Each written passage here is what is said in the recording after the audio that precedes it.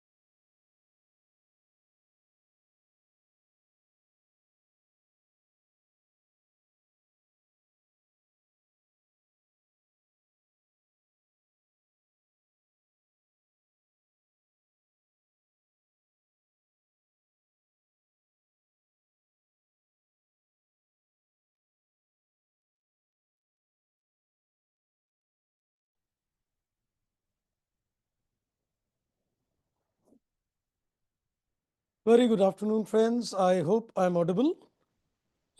Yes, sir. Yes, Good sir. afternoon, sir. You are audible. Good afternoon, Good. beta.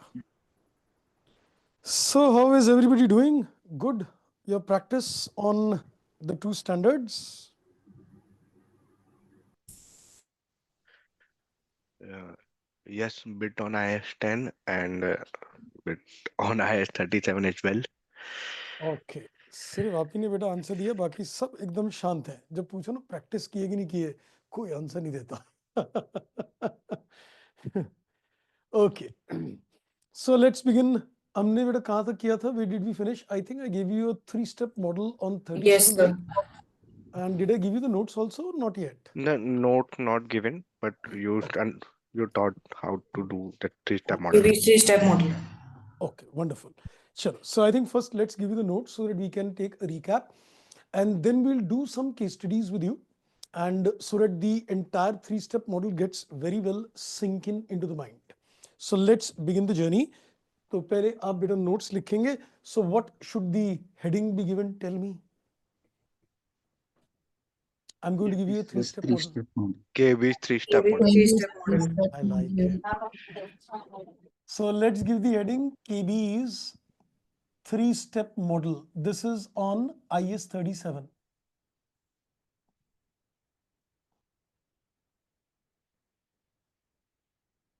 So let's write down first of all step number 1A.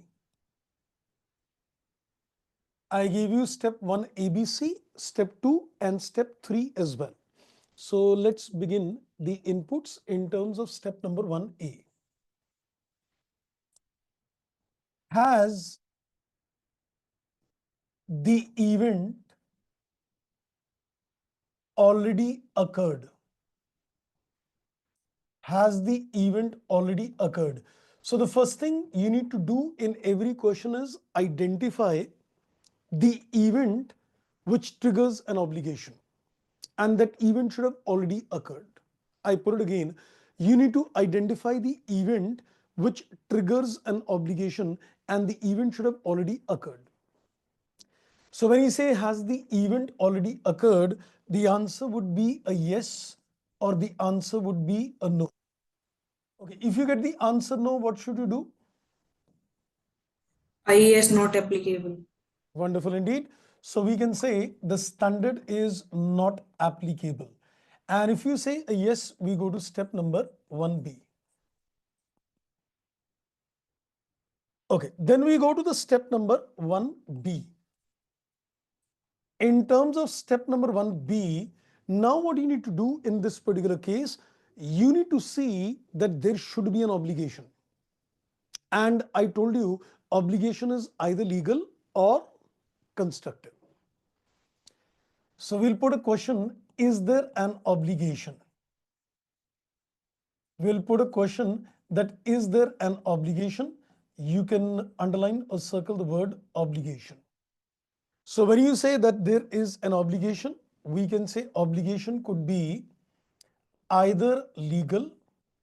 When I say it is legal, it is either by law or it is by contract.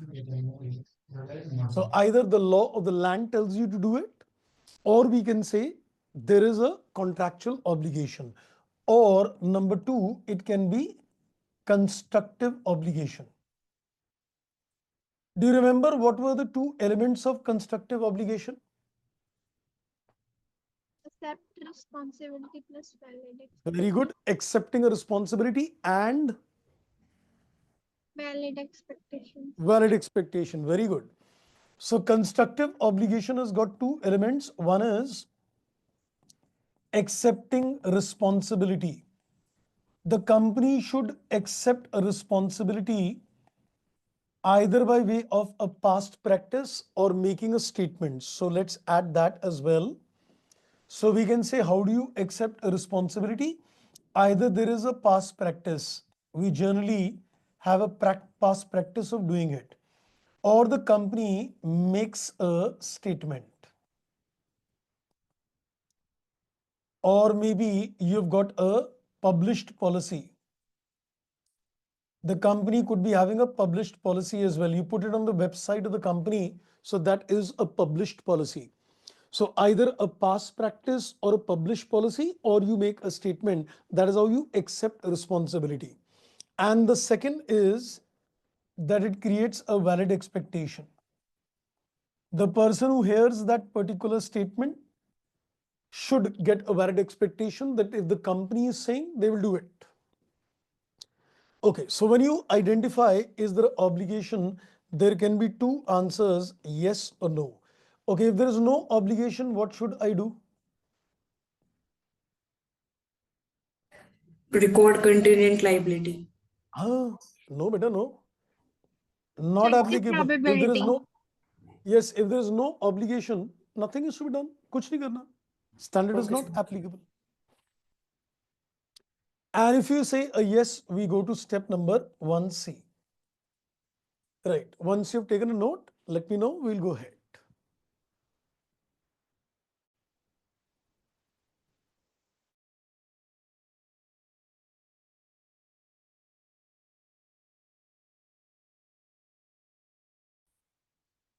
Right. Done, I guess.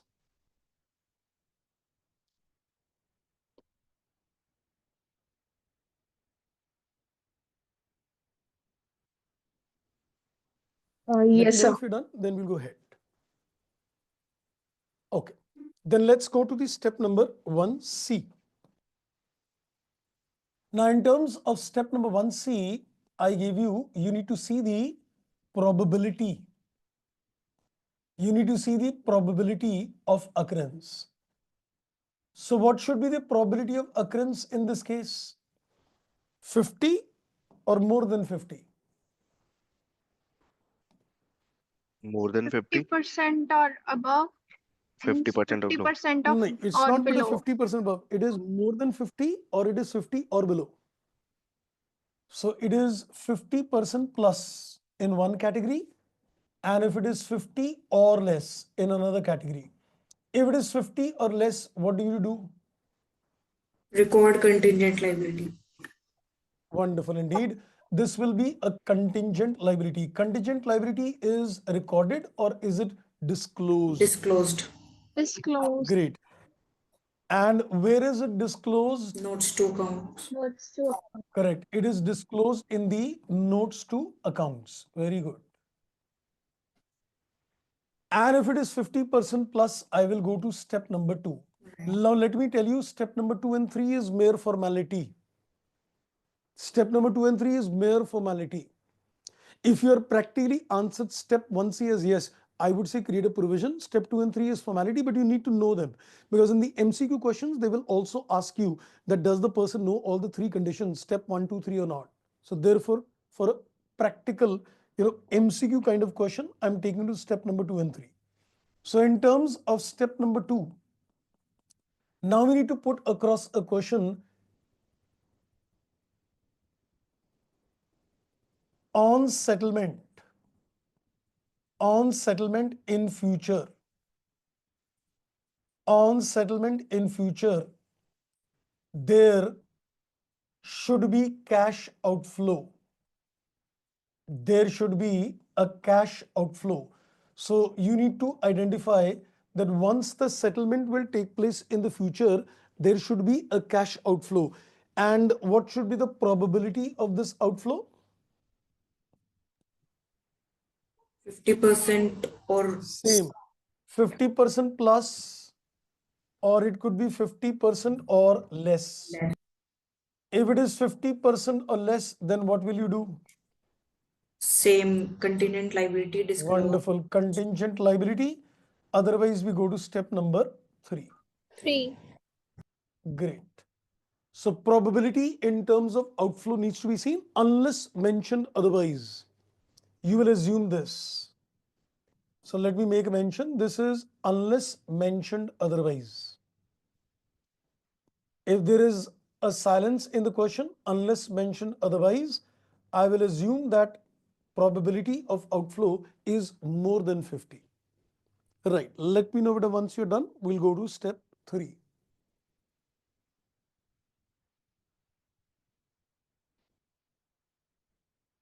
Least I forgot, let me also tell you, tomorrow I'm not taking a class. I think forgot to tell you in the last session as well. Tomorrow there will be no class, so please keep in mind, tomorrow will be an off. Sir, can you explain this unless mentioned otherwise? Yeah. When you put a question that there will be outflow in the future, I need to see that the probability of outflow is more than 50 or not. So if the question is silent, assume it is more than 50. That is unless mentioned otherwise. It's more like a legal language, you know. Okay, thank you. Right. Let's go to the step number 3. And in terms of step 3, what is to be asked? I forgot. What was to be asked in step 3? Sir, Reliable estimate. expenditure. Very good. Can we make a reliable estimate? Yes. So we will ask ourselves, can we make a reliable estimate of the outflow? Because we are saying there will be a outflow in the future. So we need to see, can we make a reliable estimate of the future cash outflow?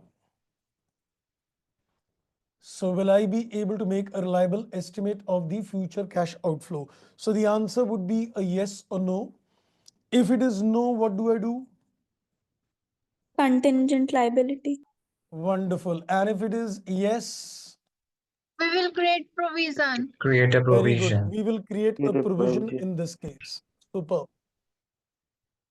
And unless mentioned otherwise, what should I assume? Yes or no? Yes. Yes. So unless mentioned otherwise, if the question is silent, unless mentioned otherwise, we will conveniently assume that the answer is yes. Step number 2, assume a yes. Step number 3, assume a yes. If the question is silent, just assume it to be a yes. Okay. So I guess now we are ready to shoot questions with you. So once you're done, let me now do some few questions with you where we are going to make a walkthrough of this 3-step model with you. So once we do those questions, you'll get a good idea in terms of how we decide provision is created or a contingent liability is disclosed. Right, done friends? Sir, can you show slide 1 again, please?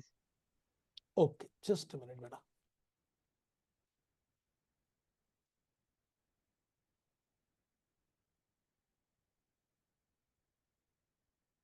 Slide 1. This one.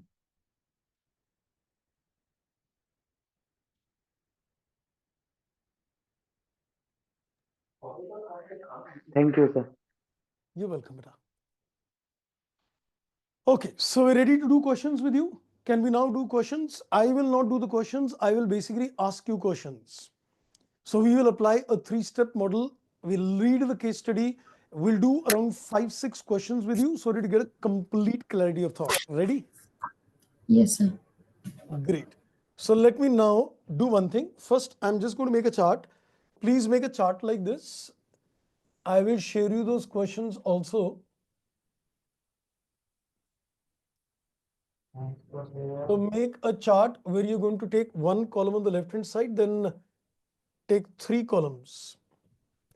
Take the first column a little bigger.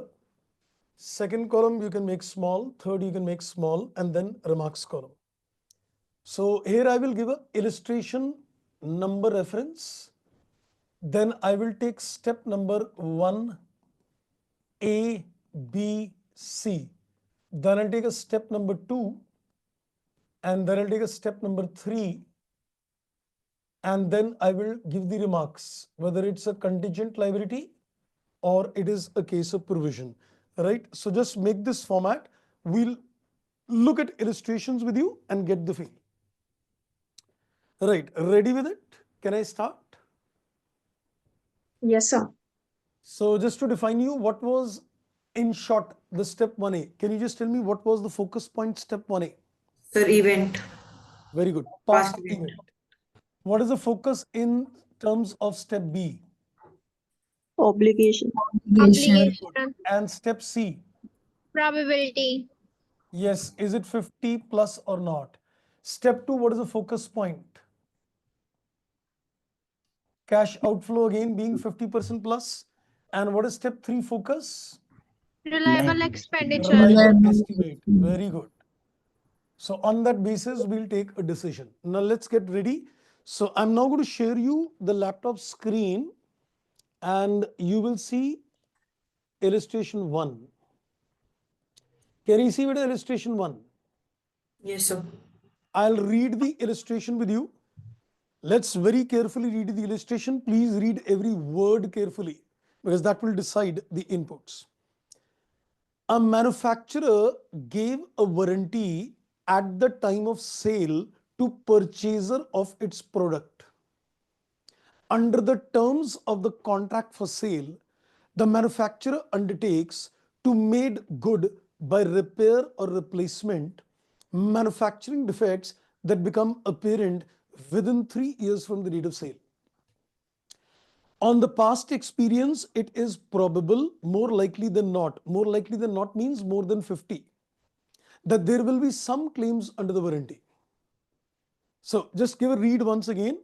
There is a manufacturer who gave a warranty at the time of sale, and on the basis of the contractual terms, he is supposed to repair or replace for any defects in 3 years. His experience on the past tells him that there is a probability that generally claims do arise. There is a probability of more than 50.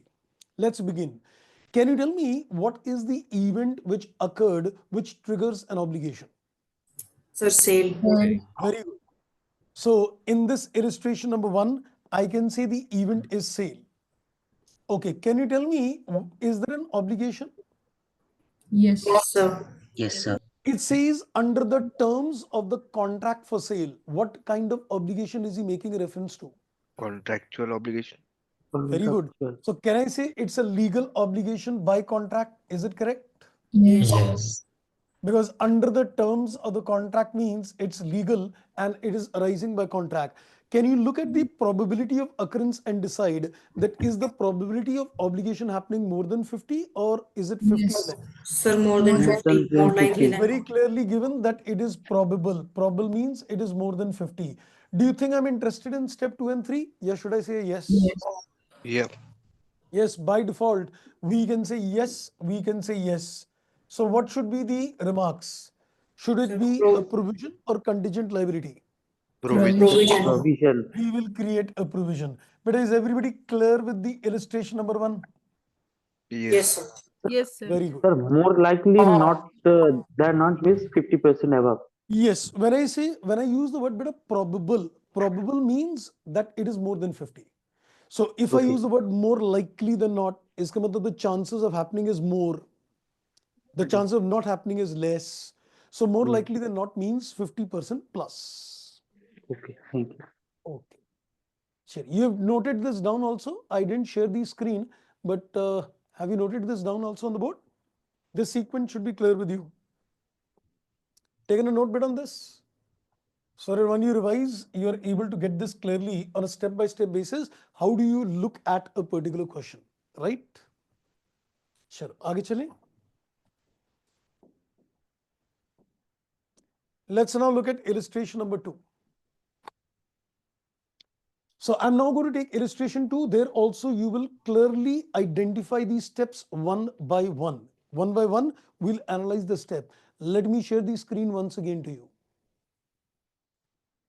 I'm looking at illustration number 2. In illustration number 2, it says enterprise in the oil industry causes contamination, but it does not clean up. It is causing contamination, but it does not clean up because there is no legislation requiring a cleaning up. He says he is causing contamination, but he doesn't clean up because there is no law requiring a cleaning up. And the enterprise has been contaminating it for several years. 31st March 2005 is a balance sheet date.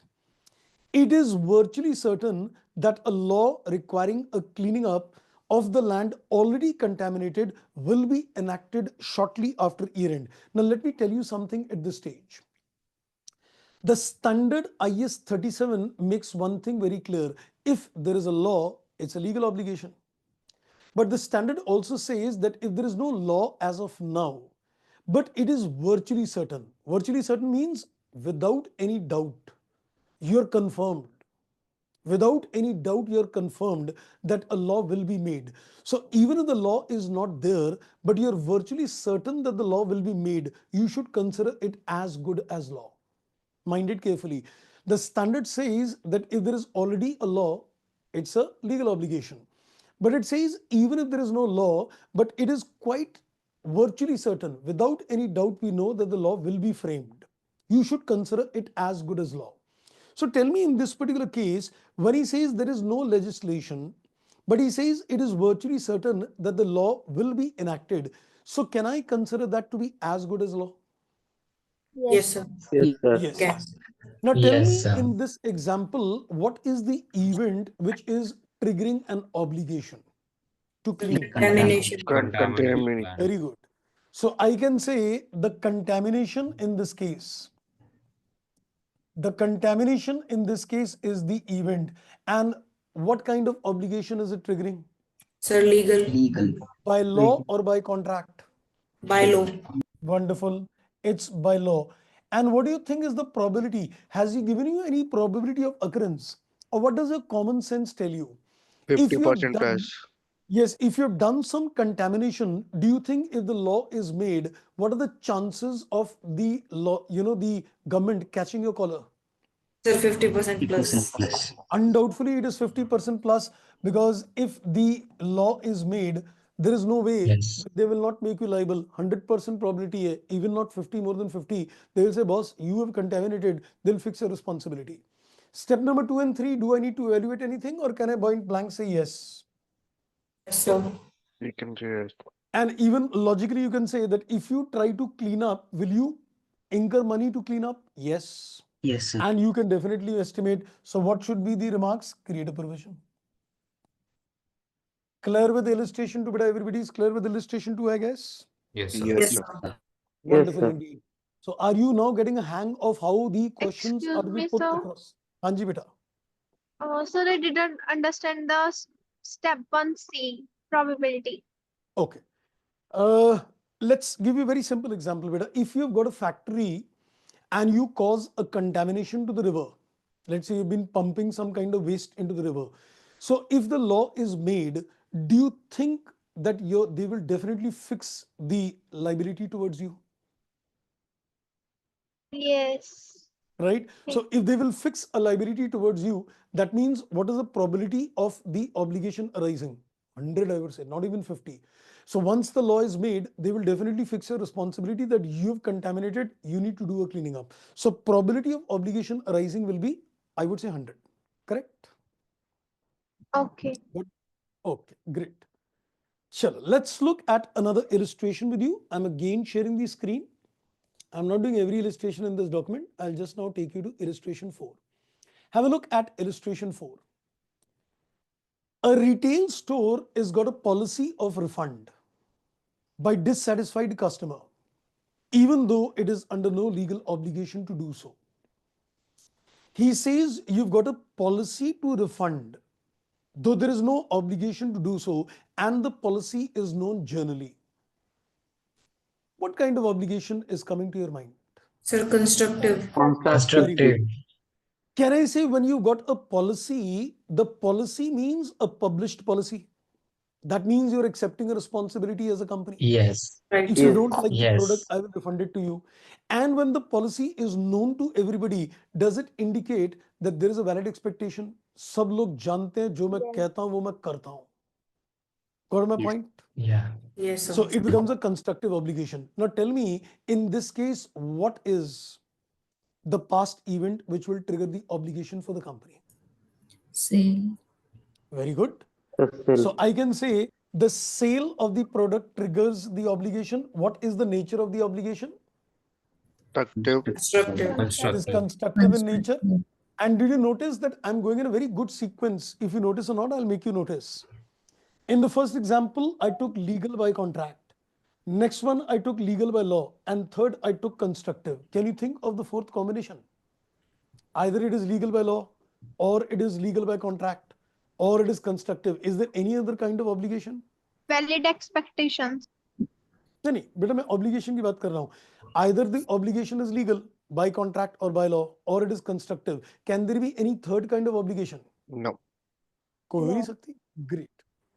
Okay, can you tell me what is the probability of this obligation? Nothing is given. 50% plus. 50%. Assume to be 50% plus. I will or even more. assume, even if the question is silent, I will safely assume that it is more than 50. And tell me one thing, do you buy products from Amazon? Yes. Yes. Yes, sir. एक बात पूछूं, Yes. बुरा तो नहीं मानोगे, जब आप product purchase करते हो, do you even think in times of ordering, या आप कहते हो नहीं पसंद आएगा कर दूंगा वापस, Yes, Yes. sir.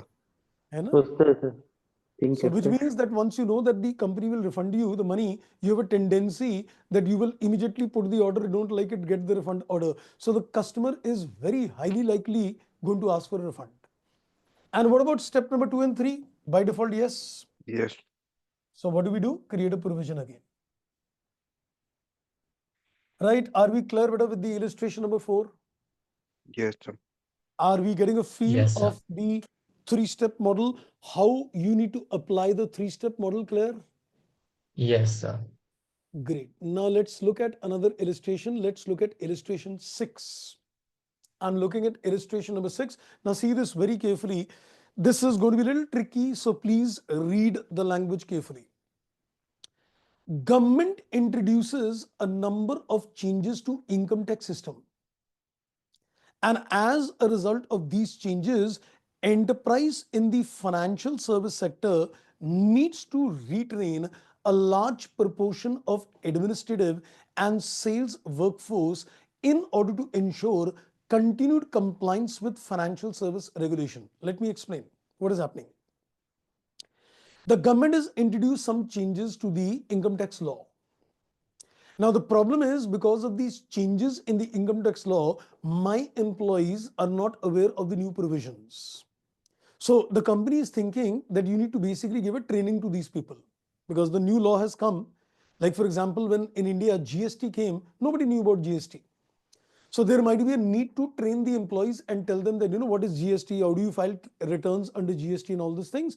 So he says there has been a lot of changes in the income tax system, and due to which the financial service sector feels that they need to train their administrative and sales workforce so that they can comply with the regulations. Unless the employees are trained, they will not be able to meet the obligations, regulations. Now he says on balance sheet date, we have done no training. Now my question is there an obligation on the part of the company?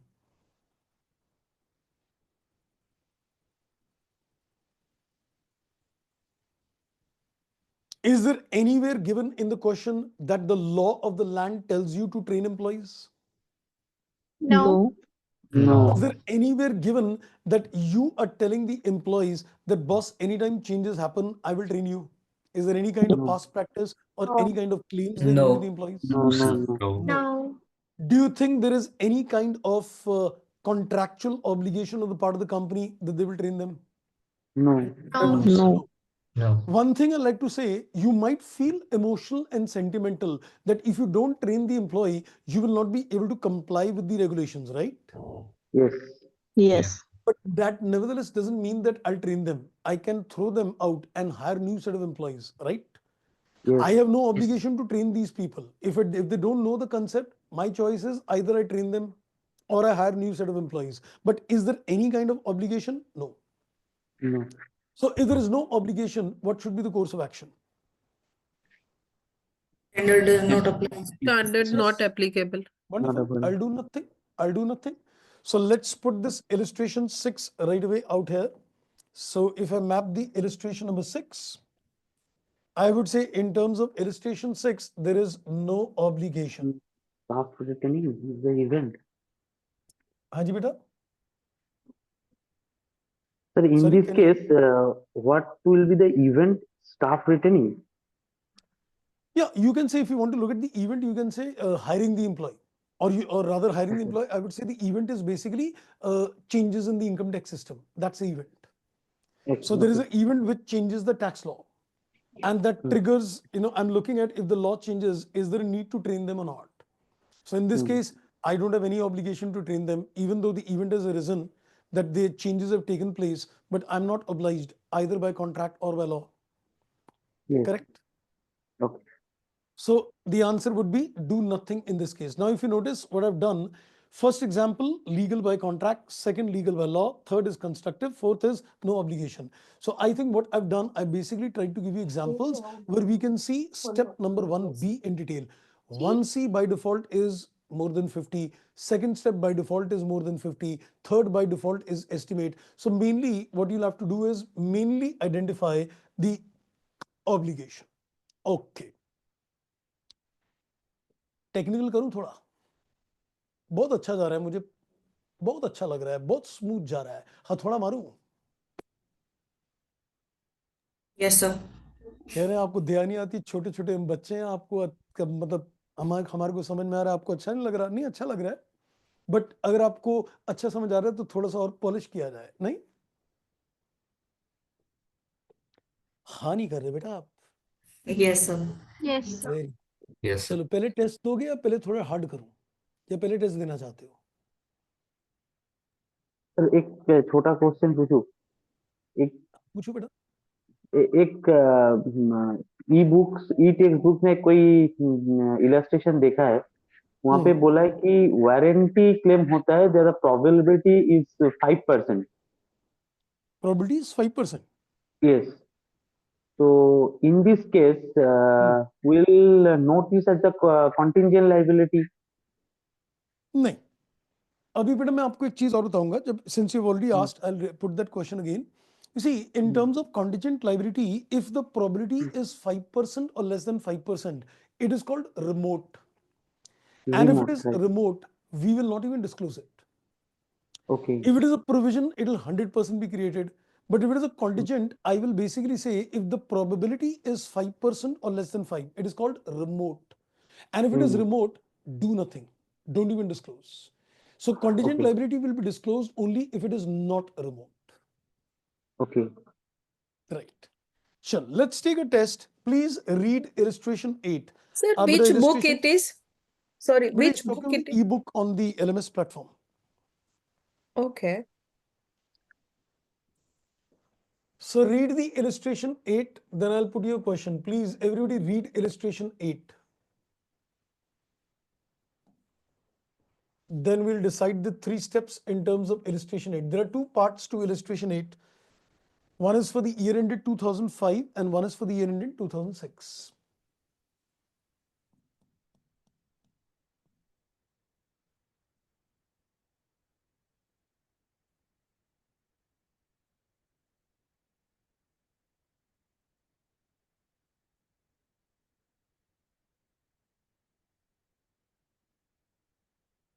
You need to decide for 2005 separately and you need to decide for 2006 separately.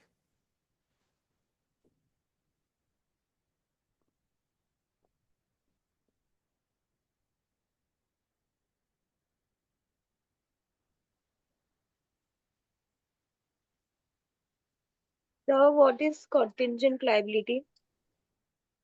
But a contingent liability, as we said, liability which may or may not arise. So in that particular case, it's only disclosed.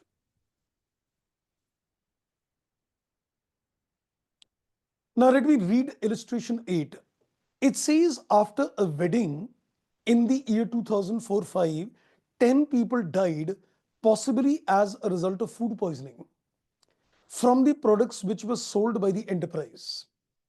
Legal proceedings started seeking damages from the enterprise, but it disputes liability. So the customers filed a legal case against the company, but the company says, no, we are not liable. So up to the date of approval of financial statements, the enterprise lawyers advise it is probable they will not be found liable. Can you tell me what is the probability of losing the case? More than 50 or less than 50?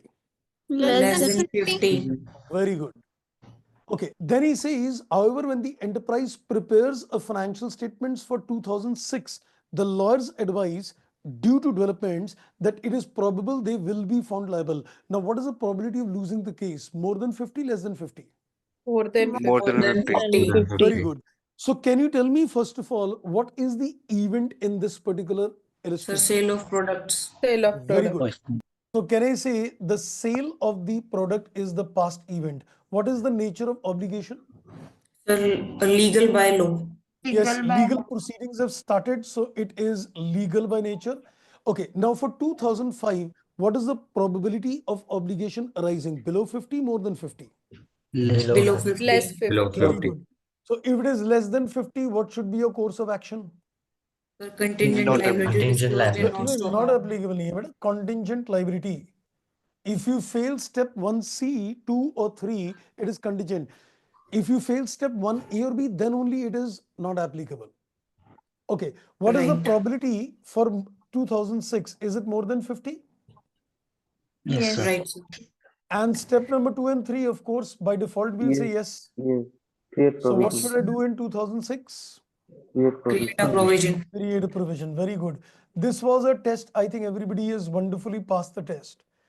So I am feeling confident. Are you feeling confident in terms of IS 37? Did you get the 3-step model clear? Yes, Yes. sir. Yes. Thank you, sir. Yes, sir. Excellent. हाँ जी बेटा. चलो थोड़ा सा अब आपको disturb करते हैं.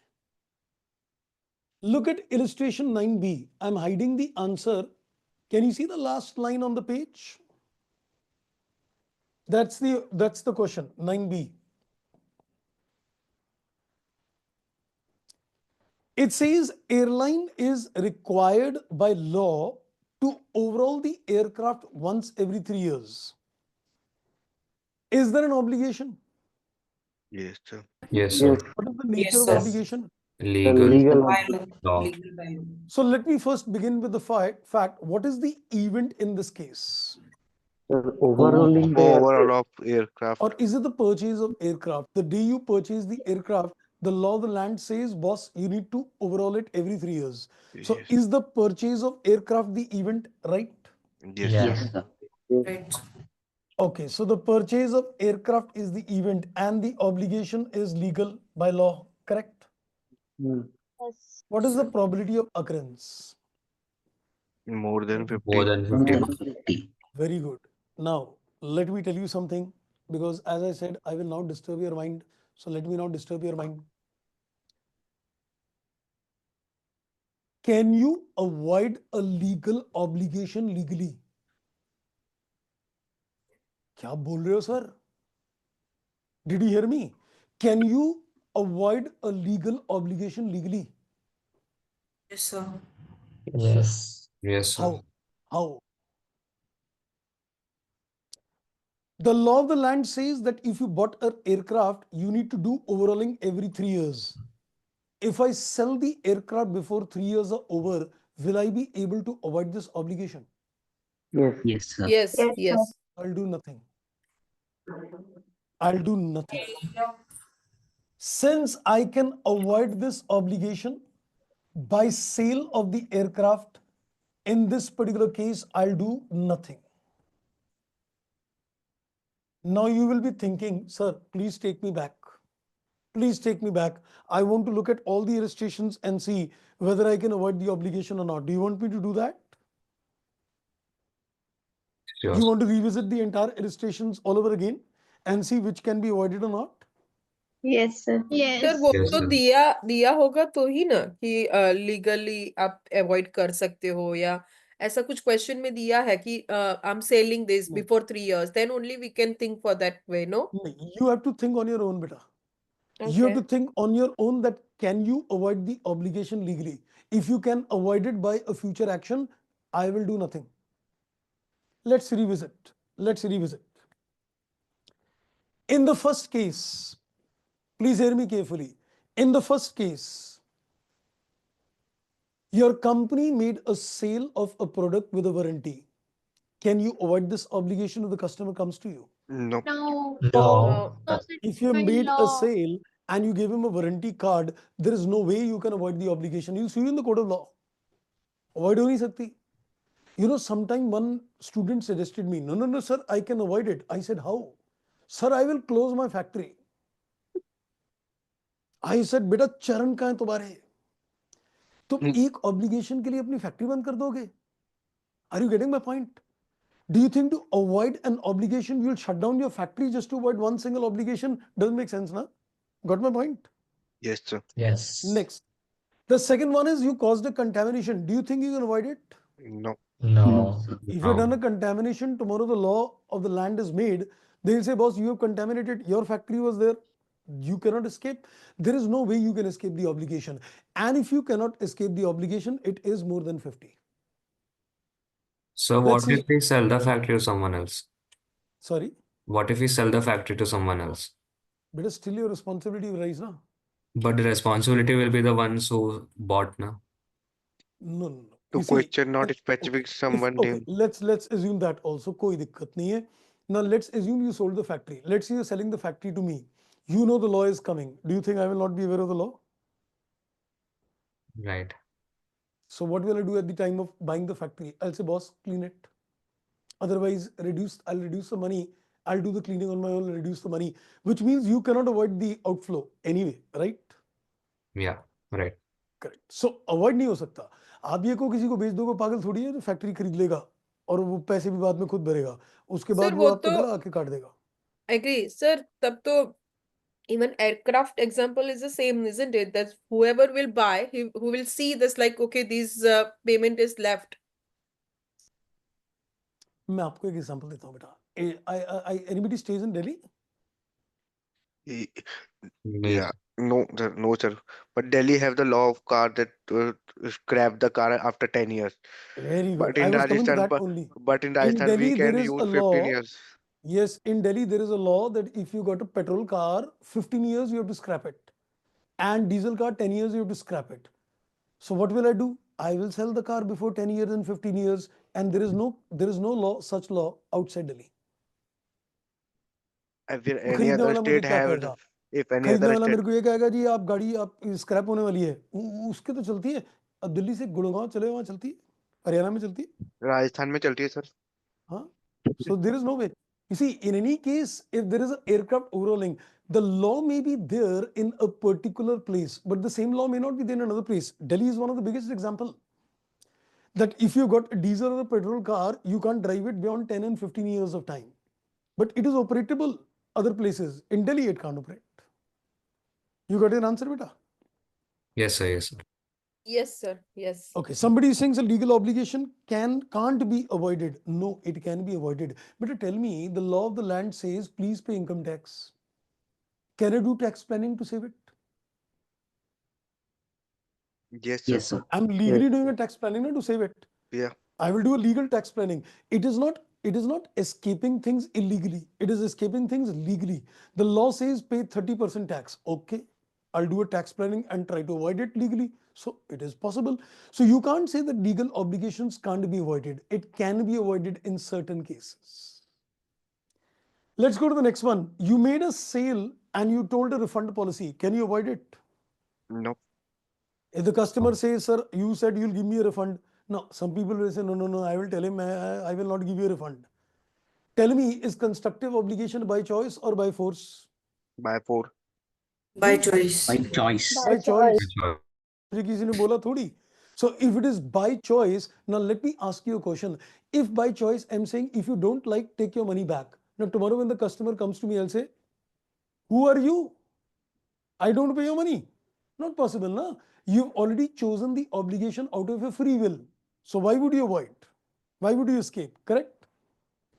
Sixth one, there was no obligation. Now let's come to this court case. Court case again, if there is a court case against you, probability was already given. Court cases, the probability has to be given. I can't decide whether you can avoid it or not. Lawyer will tell me. Now come to this aircraft example. In this aircraft example, it is not a factory. It is just one aircraft on a standalone basis. Can I sell one aircraft? I may not sell the entire factory, but I can sell that one aircraft, right? Yes. Yes, sir. So by a future action, you can avoid the obligation. So I do nothing. So this was my 3-step model. Is everybody better clear with the 3-step model? Event, obligation, probability, outflow, estimation. Clear? Yes, sir. Yes. Yes, sir. Yes, sir. Let's, before we go ahead, let's get your comfort zones on a scale of 10. Give yourself a comfort zone on a scale of 10 regarding your comfort level on the standard. Very good. Starting score 9, 10, 8, 8.5, 8, 8.5. 9. Very good. So everybody is like almost 8 or more than 8. Very good. So a little revision will help you to get more strong and strong. But please start practicing questions and all, because I will do certain questions with you, but I am not interested in doing, small questions of section A and B. I'm more interested in doing some practice with you on section C, but I'm not touch section C right now. We're doing standards right now. We just started off with section A and B kind of standards. Okay. Now what are we going to do? Let's go with the same point. Remember in IS 10, I gave you what? 3-step model. Then what did I give you? For exception. So now I've given you IS 37. I've given you a 3-step model. Tell me, what should I give you? For exception. Very good. That is how you will be able to map up your mind, that how you have to think. So now we're going to do the exception to 3-step model. Let's write it down. Exception. Exception to 3-step model.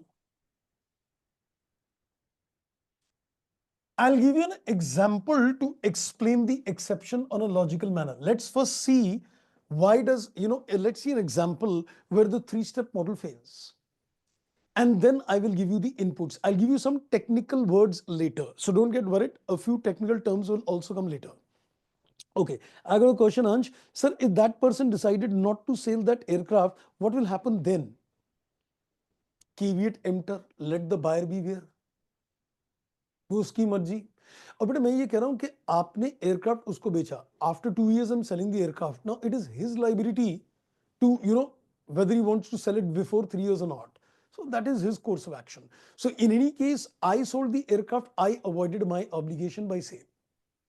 But in any case, now that other person wants to keep it or not, that is something which he will decide, right? Not, sir, not other person. If you are not selling the aircraft, what will you do then? Then I'll create a provision if I'm standing at the end of 3rd year. Okay, it means provision will be created. Yes, if you're standing, let's say at the end of 3 years, 3 years is almost going to get over, and you have not sold the aircraft, then to my mind, you have to create a provision, because now you are under obligation to overhaul it, and you have not sold it yet. Okay. Correct. Okay, now let's give you a simple example. Please hear this example carefully. This will give you an idea that the 3-step model fails when. There is a company A Limited and it entered into a contract with B Limited. Please mind the words very carefully. Look at the facts very carefully. There is a company A Limited. It entered into a contract with B Limited today. A told B that I will buy 1,000 units of a product from you at the rate of 20 rupees per unit. So A told B that today I will buy 1,000 units from you at the rate of 20, but I will buy this 6 months later, not today. He says, let's enter into a contract. He says, let's enter into contract, but I will enter the contract today, but I will execute in the future. Mind the words. The contract is entered today, but he said, boss, I will execute it at a future date. So I will buy these units 6 months later. Actually, what A was thinking at the back of the mind, that he will basically do a trading in this item. Trading in the sense, he thought that this product is a very good product. So he was thinking that today, after 6 months, I'll buy it at 20. And then after 6 months, I will sell it at 25 and I will pocket the difference of 5 rupees and I will get 5,000 gain. That's what he thought. Got to the point? Right? So what A was thinking, that I will buy the product from B after 6 months at 20. Then I will sell it in the market at 25 because this is a very good product. The price will definitely go up. So he was thinking the price will go up. So he entered in the contract to execute at a later date. Now, A is sitting on the balance sheet date. A is sitting on the balance sheet date. And now he came to know that the price of this product in the market is, let's say, 18 rupees per unit. If he executes the contract, will he get a profit or loss? Loss. Lost He will buy it at the rate of 20.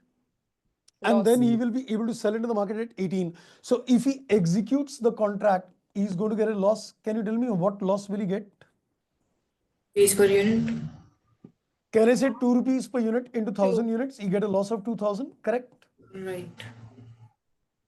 Now let's say B also told him at the time of entering the contract, boss, if you don't execute, I'll penalize you.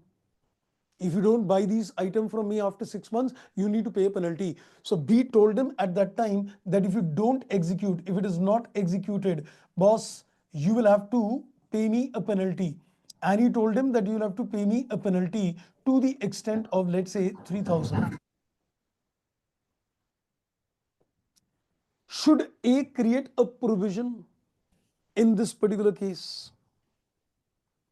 Yes. Everybody better decide and give me an answer on the chat box. Did you understand the facts, or you want me to put the facts again? Shall I give you the facts again? हाँ Yes, sir sir. yes 1 Yes, second. sir. Please. Okay, let's give you the facts again. A approaches B today. A has in its mind that I will do trading. A knows that this product will become expensive after 6 months. So he goes to B, sir, I'm interested in buying a product from you at the rate of 20. Internally, A has in his mind that I will buy it at 20. After 6 months, I'll sell it at 25 and pocket the difference. So A was thinking the price will go up. So he entered the contract with B today to be settled 6 months later. Now on the balance sheet date, A came to know that this product has got a market price 18. Which means if he executes the contract, there is a confirmed loss. And B told him, boss, if you don't buy these items from me, I'll charge you a penalty. So if he executes, loss. If he doesn't execute, loss, penalty. Am I caught from both the corners? Yes, sir. Yes. So tell me, should A create a provision for the expected loss?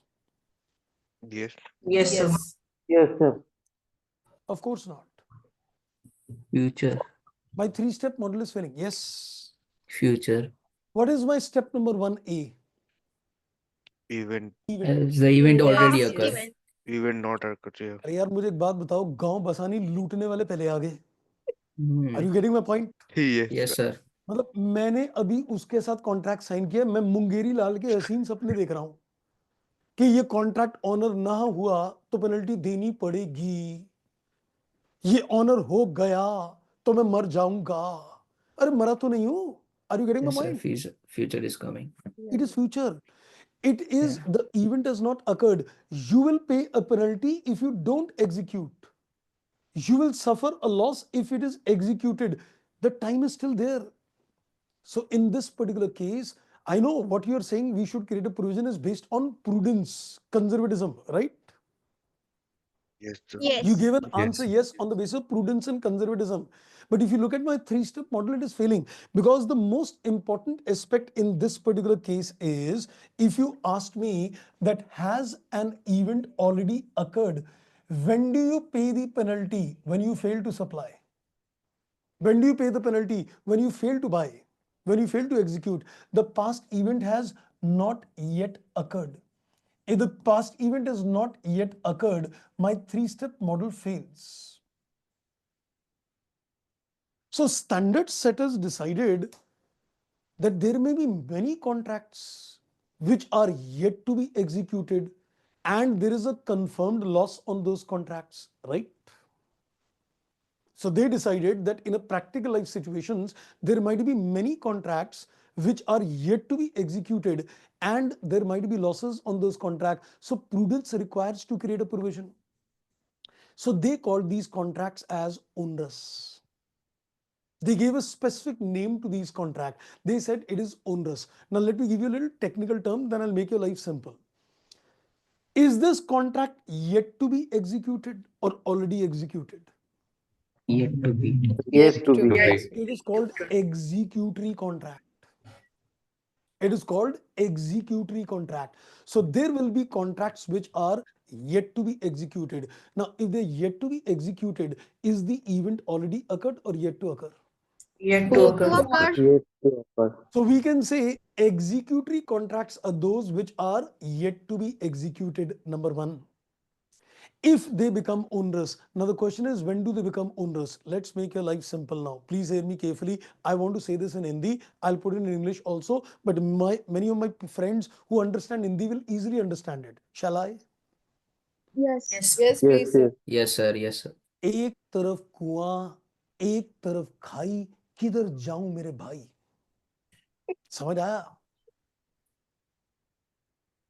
Sir, नहीं. अगर आपने execute किया, what is the gain और loss? yes, sir. loss. Lost 2000. एक तरफ कुआं. Hmm. अगर execute नहीं किया तो देयर इज अ पेनल्टी. एक तरफ खाई, Yeah. एक तरफ कुआं, एक तरफ खाई. बताओ किधर जाऊं मेरे भाई? 2000 या 3000 क्या करना चाहते हो? 2000. 2000. 2000. Bye. अगर मेरे को पेनल्टी देनी पड़ी तीन, मैं कहूंगा आप बैल मुझे मार, ले ले भाई, 2000 का नुकसान कर लेता हूं. So I will create a provision for the lower of the following. Now let me make it very clear.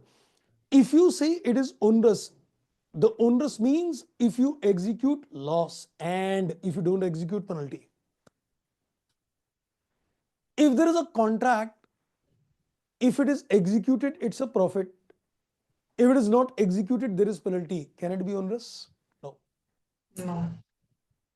क्योंकि एक तरफ कुआं और एक तरफ खाई होनी चाहिए. Are you getting my point? Yes. Yes. If it is a profitable contract and there is no penalty, if it is a profitable and no penalty, is it onerous? No. No. If it is profitable with penalty, is it onerous? No. No, sir. No. If it is loss making without penalty, is it onerous? Yes. No. Loss No. without penalty. No, sir. No, No. sir. एक तरफ कुआं है, खाई तो है ही नहीं. Mhm. There is no penalty. So can I say onerous contract if there is a loss and there is a penalty? Is that onerous? Yes, sir. Both Yes. yes, sir. So remember, let's put it like this. If you've got contracts which are yet to be executed, it is called what? Executory. And when do they become onerous? When you honor, there should be profit or loss? Loss. Loss. Loss. And if you don't honor, there should be penalty, correct? Then it becomes Right. onerous. So contracts which are yet to be executed is called executory. And when do they become onerous? When they fulfill two features. What are the two features? If you execute, you should get what? Loss. Loss. And if you don't execute, what should there be? Penalty. Penalty. Then it becomes onerous. If it becomes onerous, I will create a provision for the lower of the two. Got my point? Yes, Sir, sir. I have one doubt. Sorry. I have one doubt, sir. पूछिए बेटा. Sir, what if in case if not executed, penalty will be lower than the executed price, sir? Okay. Let's say the penalty is the execution loss is 3 and the penalty is 2, right? Yes. I'll Yes, create a sir. provision for 2. I will basically choose that course of action where the amount payable is less. The loss suffered is less. Sir हमको वो भी पूछेंगे कि which side you will go or they will ask you will make provision or no only which No, which no, no. type They of can ask you a question. provision also. No, no, no. They'll ask you a provision also, no? Once you see, once you've decided it is onerous, how will you decide it is onerous? That there is a loss on execution, there is a penalty. Then after that, provision is what? Lower of the two only? So we have to write it down the amount as well, what provision we will. Okay, okay, Yes, understood. that depends on the MCQ. You see, in the MCQ, they might only ask you, tell me the provision to be created. Okay. So in that case, you will identify that it is executory and it is still onerous. So I need to create a provision. So this becomes an exception to my 3-step model. So which contracts will become exception? Yet to be executed, Yet. which are executory, and they should become what? Onerous. When do they become onerous? When you execute, there should be loss, and when you don't execute, there should be penalty. And what is the amount of provision to be created? Greater of the two, Lower lower of of the the two. Lower. Sir, I have a question, sir. Yes. So what if the loss and the penalty are the same amount? Then Better than create the provision for the same amount. okay, sir. Thank you. If this is 2 and this is 2, then you need to create a provision of 2 only. Indifference point. So, what is the point of time when we have to decide that there should be provision created for this kind of situation? The moment you have entered the contract, first year of the balance sheet. Okay. Okay, let's make some notes now on the exception. Now you can write down the notes on the exception. So I'm giving you what is the exception. Exception relates to which contract? Executory. It relates to executory contracts. What are executory contracts? Which are yet to be Which are yet to be yet to executed. execute. Which are yet to be executed. So it relates to executory contracts. That is one. And what is important is that they should become what? Onerous. Yes, when they become onerous. So when they become onerous in nature, let's underline onerous. So it relates to executory contracts when they become onerous. When do they become onerous? When there is a loss and penalty. Condition 1, condition 2. Are both conditions required to be met or any one? Both are. Both. So what is the condition number 1? There should be a loss on execution. And what is the condition number 2? There should be a penalty on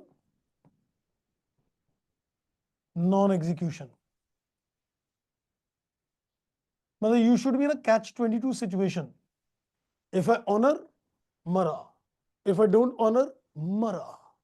दोनों तरफ से जूते पड़ेंगे आपको. So in this particular case, what do? Provision should be created for what amount? Whichever is less. Whatever is less. Whatever is low. Provision will be created for the lower of the two. Provision will be created for the lower amount. So you will see that is the loss less or the penalty less, whatever is the lower amount, create a provision for the same. This is the exception to the 3-step model. Great. So my 3-step model is done. My exception to 3-step model is done. Now you must be thinking standard over. No.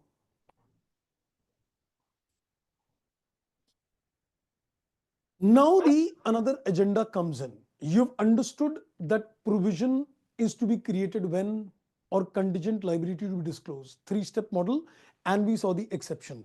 Now the next agenda in the standard is, when you say a provision is to be created, how do you measure a provision? So the next area of discussion is how to measure a provision. If it is contingent liability, you just need to disclose it. But if it is a provision, now the next agenda is how do you measure a provision? So we are going to discuss now the next agenda with you, that is measurement of a provision. That is called measurement of provision.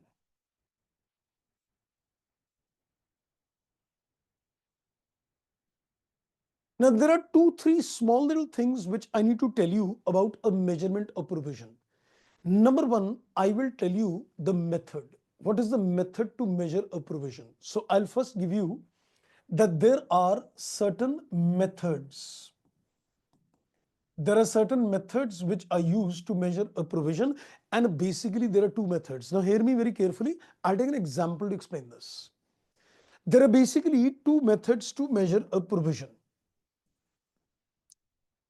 The method number 1 is called expected value method. The method number 1 is called expected value method, and the method number 2 is called most likely outcome. So there are 2 methods. One is called expected value method and one is called most likely outcome. In short, we call it as EVM. In short, we call it as MLO. So we can use short forms for understanding. EVM, expected value method, and one is called most likely outcome, MLO. Let's first understand these methods, then we will see which method is applied when. So there are 2 things. We need to first of all see what is this method and when do we use this particular method? So let's first begin with the first one. Let's say I applied my 3-step model and I reached a conclusion. Yes, I need to create a provision. Now the standard says do one thing, estimate the outflows, estimate the possible outflows. So my estimation tells me outflow may be 2 lakhs or outflow may be 2.5 lakhs or outflow may be 3 lakh. So I'm coming to the point that there might be 3 possible outflows. That there might be an outflow of 2 lakh or maybe 3 or maybe 2.5. Then I'll tell the person, please tell me a probability for each one of them. So he tells me that as far as the probability is concerned, let's say the probability in this particular case is, let's say, to the extent of 60%. This is, let's say, 30%. And let's say this is 10%. So we give a probability for each and every outflow. That the probability being the outflow being 2 lakh, probability is 60%. Outflow is 2.5, 30%. Probability is going to be 3 lakh, the probability is 10%. Now, in this particular case, what I will do, I will multiply the possible outcomes with the probability. Am I indirectly taking a weighted average? Tell me. Yes, sir. I'm Yes. basically saying these are the possible outcomes and this is the probability of each outcome. Let's take a weighted average. That is called expected value, right? So if you take a weighted average, you can say it is 2 lakh into 60, then 2.5 into 30, and this I think comes to 2.25 lakhs. This is weighted average. This is called expected value method. This is one technique to measure a provision. Second, let's consider most likely outcome. Can you tell me with this same data, which outcome has got more chances of happening? So 2 2 lakh. lakh. Can I say 2 lakh has got a 60% chance? So most likely, what will be the outflow? Can I say most likely the outflow will be 2 lakh? So you create a provision of 2 lakh.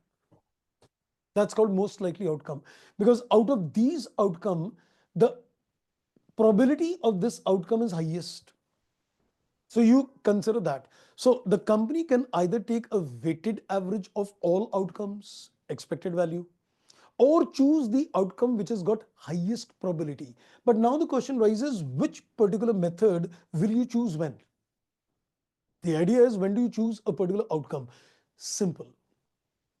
If you owe your obligation towards a single customer, if your obligation is owed towards a single customer, then only most likely applies. But if your obligation is owed towards a large population, huge number of customers, then we always consider EVM. I'll give you an example. Let's say Samsung company is selling, let's say, mobile phones. Are they selling to single customer or huge number of customer? So huge number of customers. So they will always use EVM. Let's say, for example, there is a company which is making a product, tailor-made products to different people. Tailor-made. So they will use MLO or EVM. MLO. Hello. MLO. Yes. Because when you're making a sale to a particular customer, tailor-made, you make that product only for that customer. It is a single customer. So when your company is selling to the large population, EVM. When they're selling to a single customer, tailor-made products, MLO. Got my point? Yes, sir. Yes, sir. अब थोड़ा सा technical करते हैं बेटा. Sir ये लिख ले हम लोग. हाँ, of course. You have to write it down बेटा.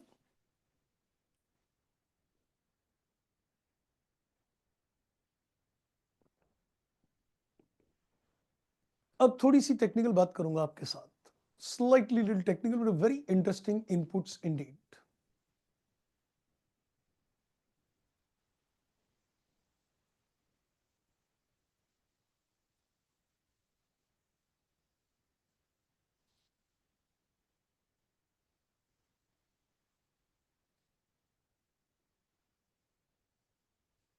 या चलो पहले एक छोटा सा पॉइंट और बताता हूँ. Once you've written, I'll give you another small point and then I'll give you a little technical inputs.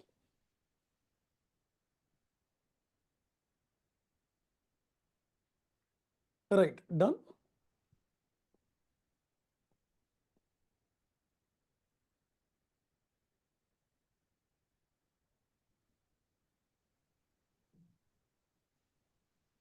Okay, great, done. Now let's give you a second point. I'll give you two situations. Apply your logics. I'll give you two situations. Please apply logic.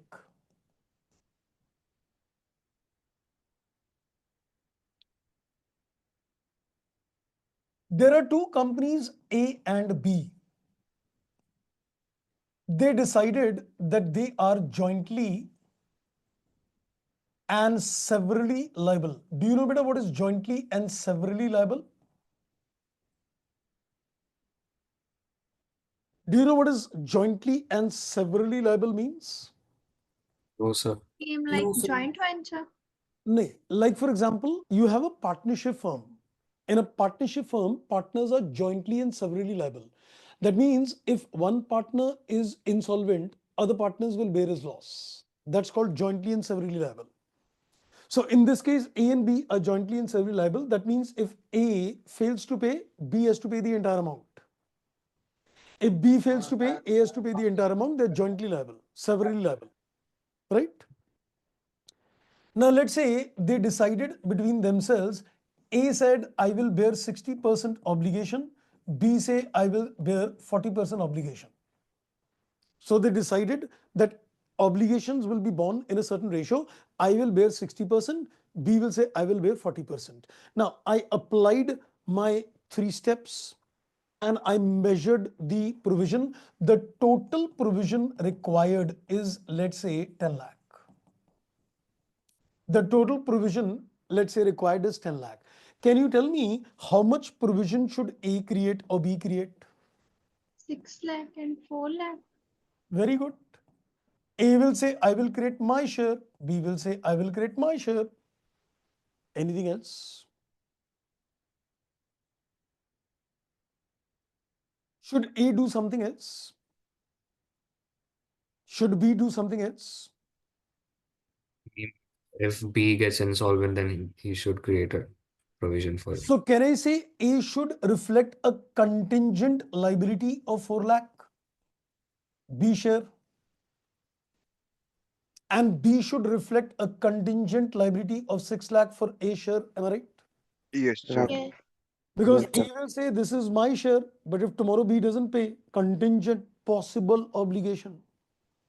B will say my share, but A share is contingent to me. So this is what needs to be done. You will reflect a provision and you will reflect a contingent liability for the other party share. Got my point? Yes, sir. Yes, sir. Now let's look at another situation with you. Let's see another situation. There is a company A Limited and it made a sale to X Limited, who is their customer. A Limited made a sale to X Limited, who is a customer, and A basically buys from Y Limited, who is their supplier. So A is making a sale to customer X and A is buying goods from the supplier. Now what happened? The customer puts a court case against A. The customer puts a court case against A, sues him in the court of law, and puts a court case against him. And I applied my 3-step model and I decided that the claim is to the extent of 10 lakhs. Let's not call it provision, let's call it as claim. So he puts a claim of 10 lakhs against him. A Limited puts a counter court case against the supplier. He also puts a counter court case against the supplier. He says, it is because of you that I've suffered a loss. So he puts a court case against him and the court case puts against him and he puts a claim of, let's say, 4 lakhs against him. How much provision should I create? 10 or 10 minus 4, 6. 6. 6 lakh. 10 तो वो मुझसे मांग रहा है, 4 मैं उससे लूंगा, तो प्रोविजन कितनी बनेगी? 10. The standard says you cannot reduce the provision just because you're going to get some claim. Just because you will get a reimbursement from somebody else, you cannot reduce the provision. Provision will be created for 10. So the standard is very clear on the picture. They say that in this particular case, you will create a provision to the extent of 10 lakhs itself. You cannot reduce the provision. But you can create a separate asset, which is called a reimbursement asset. They say that you can create a separate asset, which is called a reimbursement asset, which can be recorded to the extent of 4 lakhs, provided there is a virtual certainty you will get it. There should be a virtual certainty you will get it. You remember virtual certainty? Yes, Do you sir. remember virtual certainty? Beyond Yes, doubt. sir. So they say that even if you're going to get a counter claim, your provision will be gross 10. You cannot reduce the provision.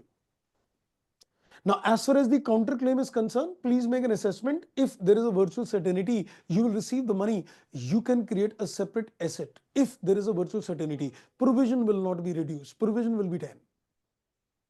Got my point? Yes, sir. So Yes. So what counter case claim will be 4 lakhs, sir? Sorry, can you come again, beta? You have mentioned counter case will be 4 lakh claim. Yes, counter case From is A 4 to lakh. Now, imagine if the counter case was more than 10 lakh. The Okay. standard says you cannot create a asset more than 10. If your provision is 10, the reimbursement asset cannot exceed 10. So another thing what you need to keep in mind is that reimbursement asset cannot exceed more than the provision. So there are two things. If there is a reimbursement which you're getting, treat it separately, don't reduce the provision. Secondly, the reimbursement which you create has to be virtually certain and cannot exceed the provision. Got my point? तो एक add इस पे कर लें. It should be virtually certain, and we can say that number 2, we can say it is virtually certain and it cannot exceed. It cannot exceed provision. So it cannot exceed the provision amount. It has to be virtually certain also, and at the same time, you cannot create an asset more than the provision. If the provision is 10, maximum reimbursement is 10. Got the point, beta? Yes, sir. Okay. Right. So this was the second clarification to you. Now a third input to you. If you've taken a note on this, let's go ahead. Sir थोड़ा वो side वाला नहीं दिख रहा है. Okay, I'll just zoom it out. The zoom it.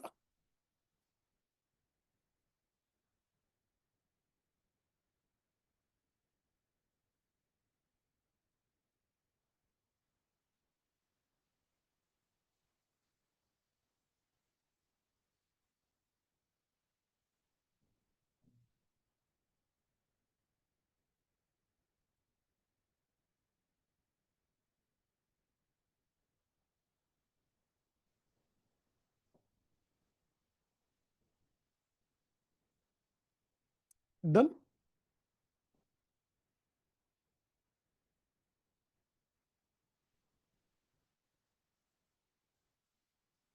Done, beta. Can we go ahead? Yes, sir. Now let's come to another input at this stage. Break तो नहीं चाहिए पहले?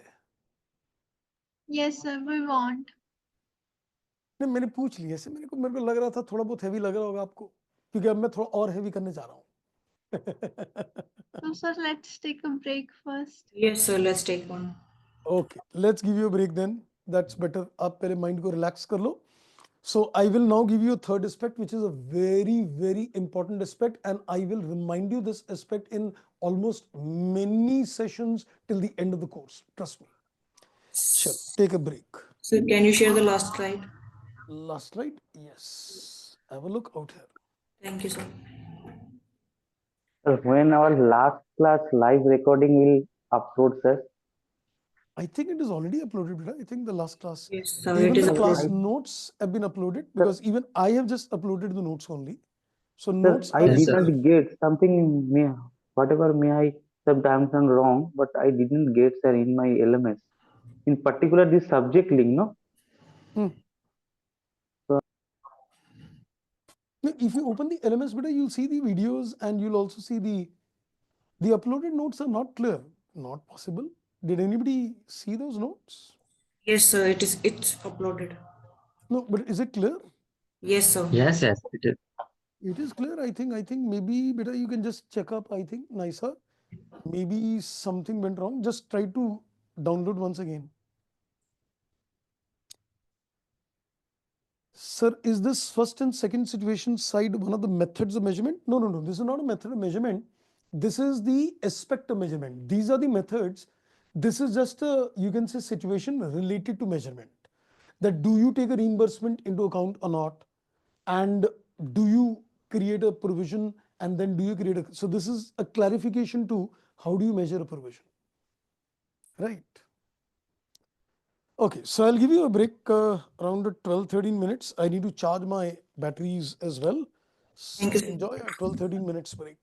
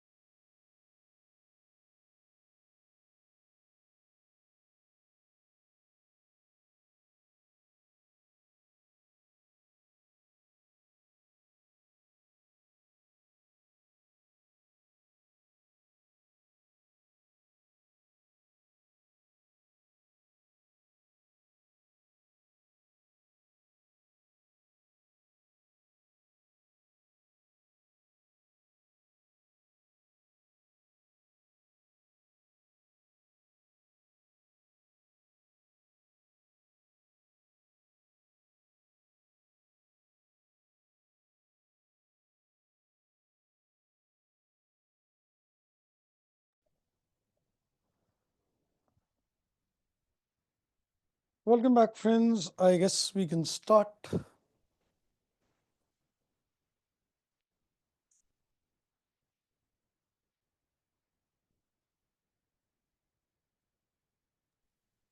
Let's get it ready to start, I guess.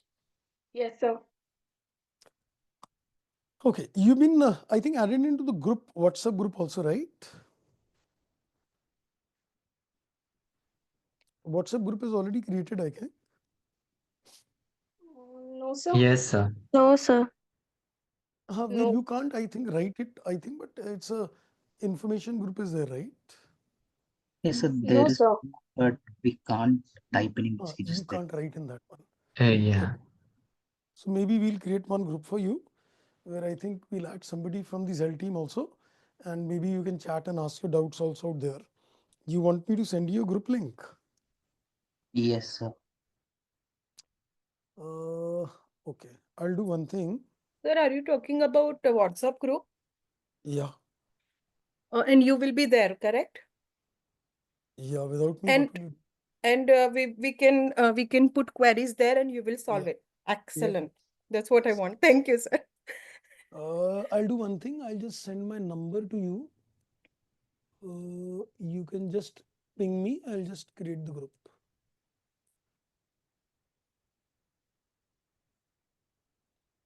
I put that on my chat box.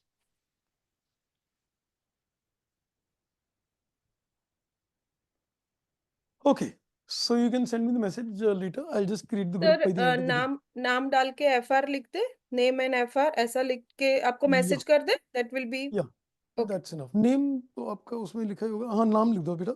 Just write down the name and just write down FR. Okay, so let's, I think, begin back. So I am now coming to another third point of agenda. And just to remind you again, tomorrow there is no class. I said it in the beginning also. Tomorrow, due to some reasons, I'm not taking a class. So please don't join the class tomorrow.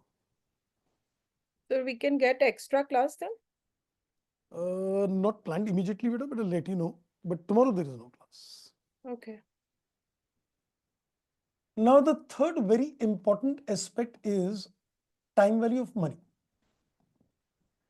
Do you know what is time value of money? Discounting आती है बेटा आप सबको? Yes, sir. Yes, sir. Can I safely assume everybody knows time value money, right? I assume everybody knows time value money. Okay, your silence seems to be yes. Now the question rises that when you calculate a provision, do we consider discounting or not? Now please hear me very carefully, because what I'm giving you, if you look at some materials like Kaplan and BPP, what they've done in this standard, they've done discussions of time value money related to some other standard like IS 16. But I'll be coming to those aspects in later standard. But right now I'm doing a discussion only relevant to this standard. Let's assume a time scale. Let's assume a time scale. Let's say this is year 1, this is year 2, and this is year 3. This is beginning of the year 1. Now, please hear me very carefully. The next few minutes are very crucial because I need to give you the concept and the entries. So hear me very carefully. I am sitting on the balance sheet date. I applied my 3-step model and I estimated that there will be a amount which will be payable 1,21,000 after 2 years. I'm sitting on the balance sheet date and I estimated that there will be an outflow of 1,21,000 2 years later. The question is, do we create a provision for 121 or do we discount it and then create a provision? The standard says discount it. The standard says that when you're going to create a provision out here, you will not create a provision of 1,21,000. But 121 is what you're going to pay 2 years later. So apply the concept of time value money and do the discounting. So how do you do the discounting? Since you said you know it, so 1,21,000, let's say if the discounting rate is 10%. So I'll divide it by 10% raised to about 2 years and I get a present value. So the provision will be created which is equal to the present value terms. Now let me put something as a golden rule to you. In IFRS, I'm not talking of IS 37, I was talking of IFRS in general. If you consider discounting, watch my hands, if you consider discounting, that is present value. So today, if you do a discounting, tomorrow you will do a compounding. So this is a golden rule in IFRS that every time you consider a discounting, you take a present value. In future years, you will do compounding. Watch this how. So when I know that 1,21,000 is payable after 2 years, I will create a provision which is the present value or the discounted value of this amount. So we discounted this at 10%. So see the entries which we are going to pass. At the end of first year, I'll put an entry profit and loss account debit, provision gets a credit, and you will create a provision of 1 lakh rupee. This is the entry to be done today. Now what I will do at the end of the second year, I will pass another entry that is finance charge gets a debit and the provision gets a credit. What I will do, I will now unwind this discount. Okay, sir, I did not understand this aspect. Can you explain it again? I'll put that again, no worry. So what you will do, you will calculate a 10% on this. On 1 lakh rupee, 10% would mean 10,000. Then what will I do at the end of third year? I will again pass the same entry. So I will now take 1 lakh plus 10,000, 1 lakh 10. And on this 1 lakh 10,000, I will take a 10% interest, that is 121. Now your provision was 1 lakh plus 10 plus 11. So your total provision at the end of the third year stands at 121. Now hear this again. When you are creating a provision, is it for something which is payable today or something payable in future? Something payable in future. But balance sheet is as on a particular date. Mind the words carefully. When you're creating a provision, you're saying it is a future expenditure to be paid later. But I will not create a provision equal to the future amount. I need a present amount. So when I'm sitting on the balance sheet date, I know that I will pay this money after 2 years. I will pay 121 after 2 years. But I will not create a provision for the figure which I will pay later. I have to calculate that if it was paid today. Mind the words, if it is paid today, how much will you pay? So if it is paid today, what do you need to do? You need to do the discounting using time value money divided by 1 plus R. And since it is for 2 years, you get a discounted value. But did you get this answer? Who asked me a question? Pari. But did you get the answer? Sir. Great. So when you create a provision, please get one thing very clear. Are you going to create a provision for what you're going to pay in the future? Or will you assume, no, let me calculate that if paid today, what do I pay today? Got my point? Now, once you've created a provision of 1 lakh rupee, what do you need to do? Watch this carefully. What did you do first of all? Discounting. What are you going to do? Opposite of discounting, compounding. And this opposite of discounting is called compounding, or it is called unwinding of discount.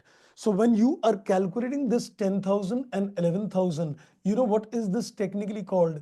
This is called UOD. It is called unwinding of discount. It is called unwinding of discount. I need to reach back, mind the words, I need to reach back the figure from where I start. So if you know that 121 is payable after 2 years, what do? Discount. Then what do? Compound. So that you reach the figure back from where you started. So today I will create a provision which is the present value, and then I will unwind, compound. On 1 lakh, 10%, 10,000.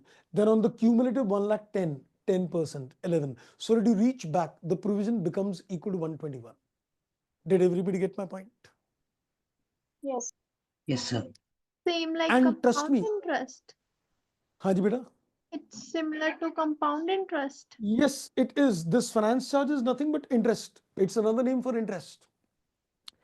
In IFRS, remember the golden rule, if you any place do discounting, what are you going to do in the future? Compounding. And what do you call the compounding? Unwinding of discount.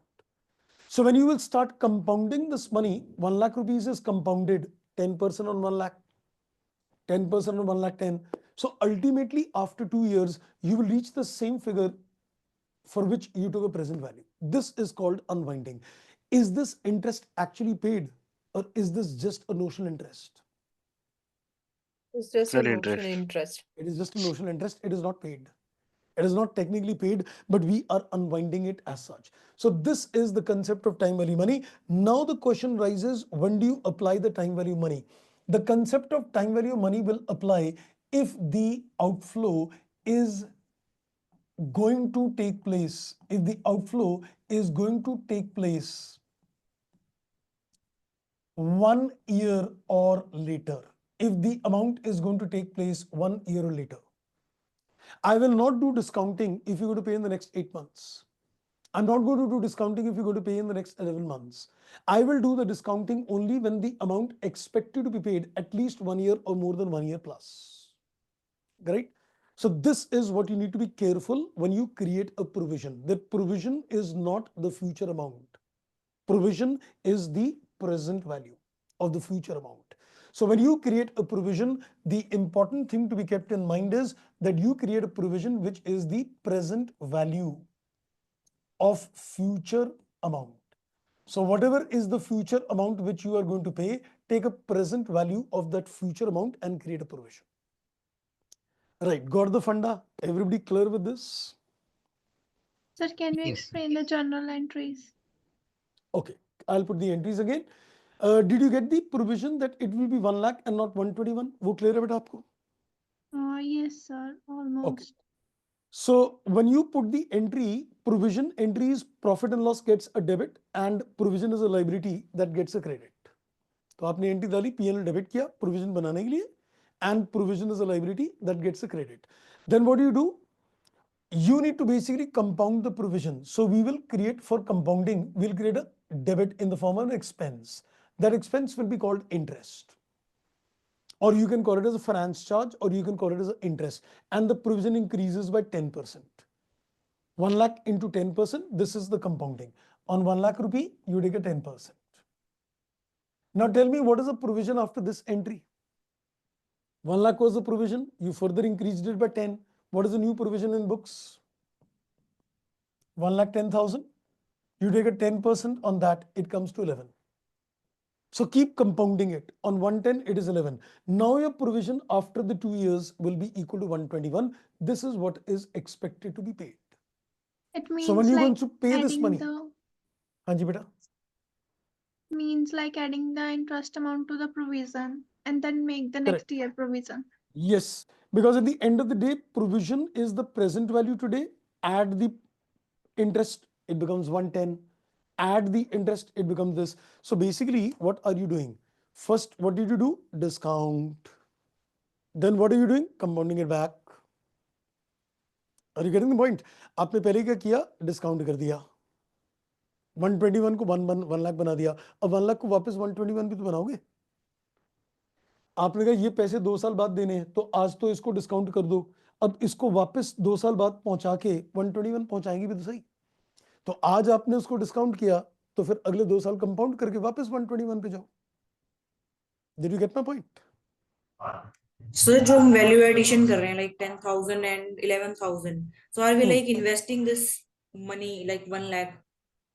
So basically, how are we charging this finance charge? I'm not getting this. No, we are not investing this money. I'll tell you. एक second, आप scale पे फिर से देखो. Let's see this on the scale. This is year 1, this is year 2, and this is year 3. I'm sitting here. अब मेरी movement ध्यान से देखना. Okay, somebody said, Harshit sir, can you explain that formula of 1 lakh came from? वो बता देता हूँ मैं आपको. अच्छा, I'm sitting here. I know I will pay this money. I need to pay this money after 2 years. अब बेटा पहले मुझे एक बात बताओ, मोटी बात, balance sheet is being made as on date, correct? Yes, sir. Correct. Yes, sir. So are you going to pay 121 if you pay today, or will you pay less? I have to pay somebody after 2 years. He says नहीं अभी दे दे, 121 दे दूंगा उसको या कम दूंगा. Less, sir. So what I need to do, I need to calculate a present value. Now how do you calculate a present value? You divide it by 1 plus r raised to power 2. ये आपने time value money में सीखा होगा, that you need to basically divide this by 1 plus r. Let's say the interest discount rate is 10%.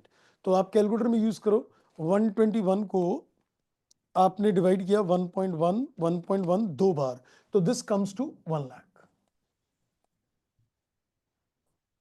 Now let me ask a question to everybody, please vouch me.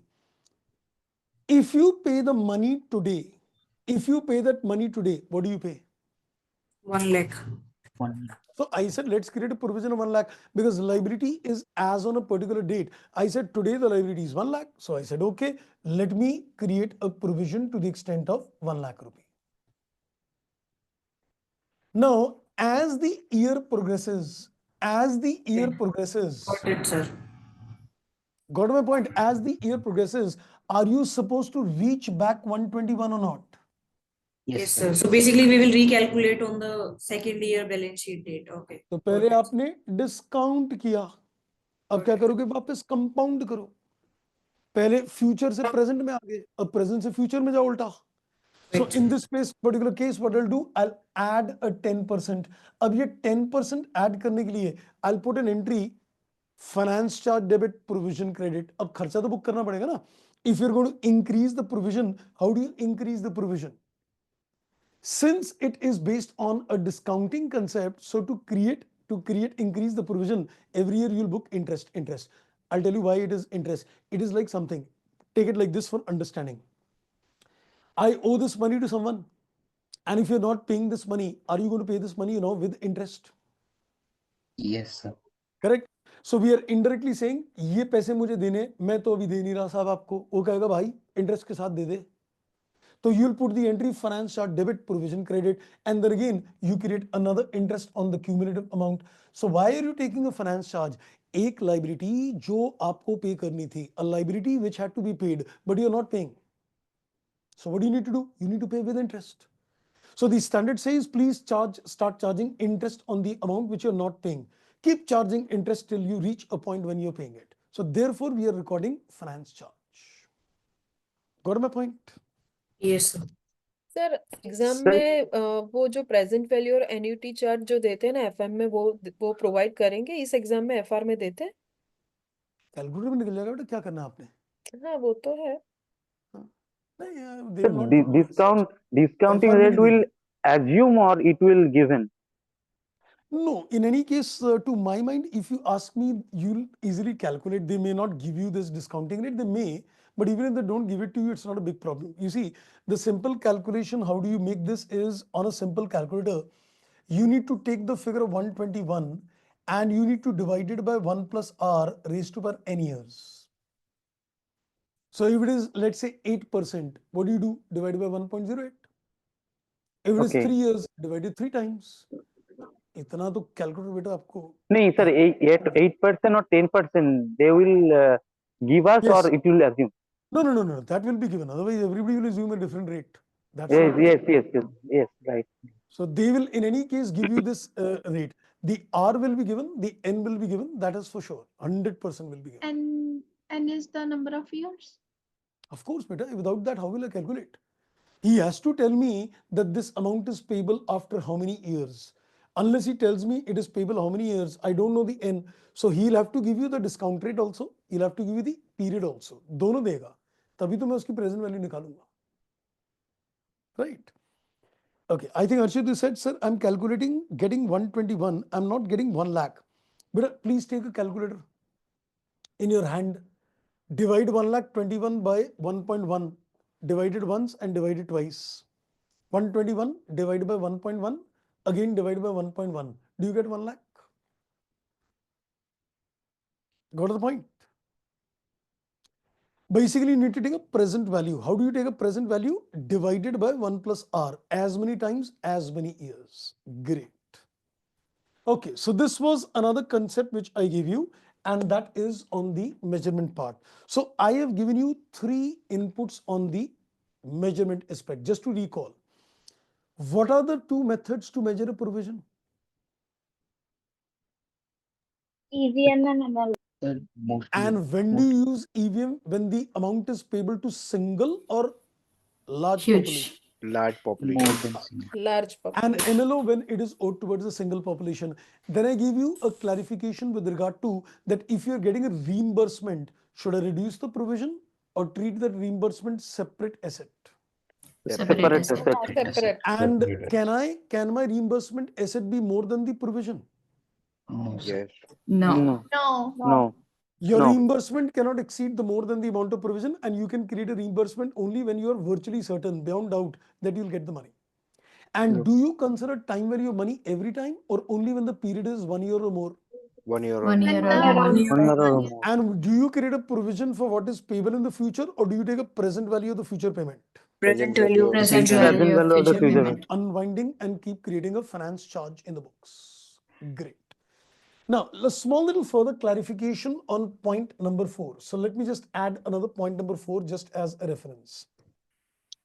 A company is expecting losses to occur in the future. They're expecting that they will have business losses in future. Should I create a provision? I'm anticipating that there will be losses in the business. Future may I will get business loss confirmed. Should I Yes. create a provision? Yes. गांव बसानी लूटने वाले हमेशा पहले ही आ जाते हैं. But tell me, has the event occurred? Has the losses already occurred? No, sir. No. Yes, sir. No. Why will you create a provision? And do you think it is onerous?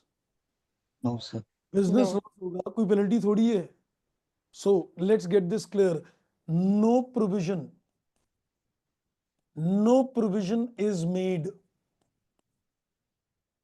for future operating losses. If in the question it tells you that there are future operating losses, no provision is to be created. There is no event which has occurred. Company cannot make any provision for any kind of future operating losses. Remember that. Okay, so this is as far as the measurement aspect is concerned. Now, provisions are done, contingent liabilities are done. Now, what else is left? Contingent asset. Provision, the name of the standard was what? Provisions, contingent liability, contingent asset. Provision done, contingent liability done, measurement of provision done. Now we need to go to the next agenda, and that is called contingent asset. It is called contingent asset. Just like a contingent liability is supposed to be a possible obligation, a contingent asset is a possible asset I may or may not get. I may or may not receive it. So contingent asset is supposed to be what we call a possible asset. What is called a possible asset? Now hear me carefully. Now hear me carefully, very carefully. Because I'm going to add something related to provisions and contingent liability also right away after a few minutes.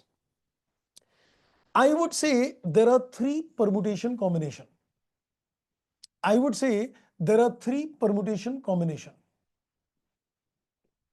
Let me give you an example.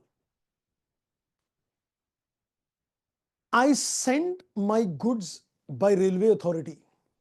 I sent my goods by rail and the goods got damaged. My company sent goods by railway and the goods got damaged. I have put a claim against the railway authority. They accepted my claim. They accepted my claim. They said, yes, sir, we have caused damage to your goods. We accept the claim. Is it virtually certain I will get the money? Yes, sir. Yes, sir. Yes. Yes, sir. If they've already sent me a letter telling me, yes, sir, we are really sorry, your things have got destroyed, we will pay you the money.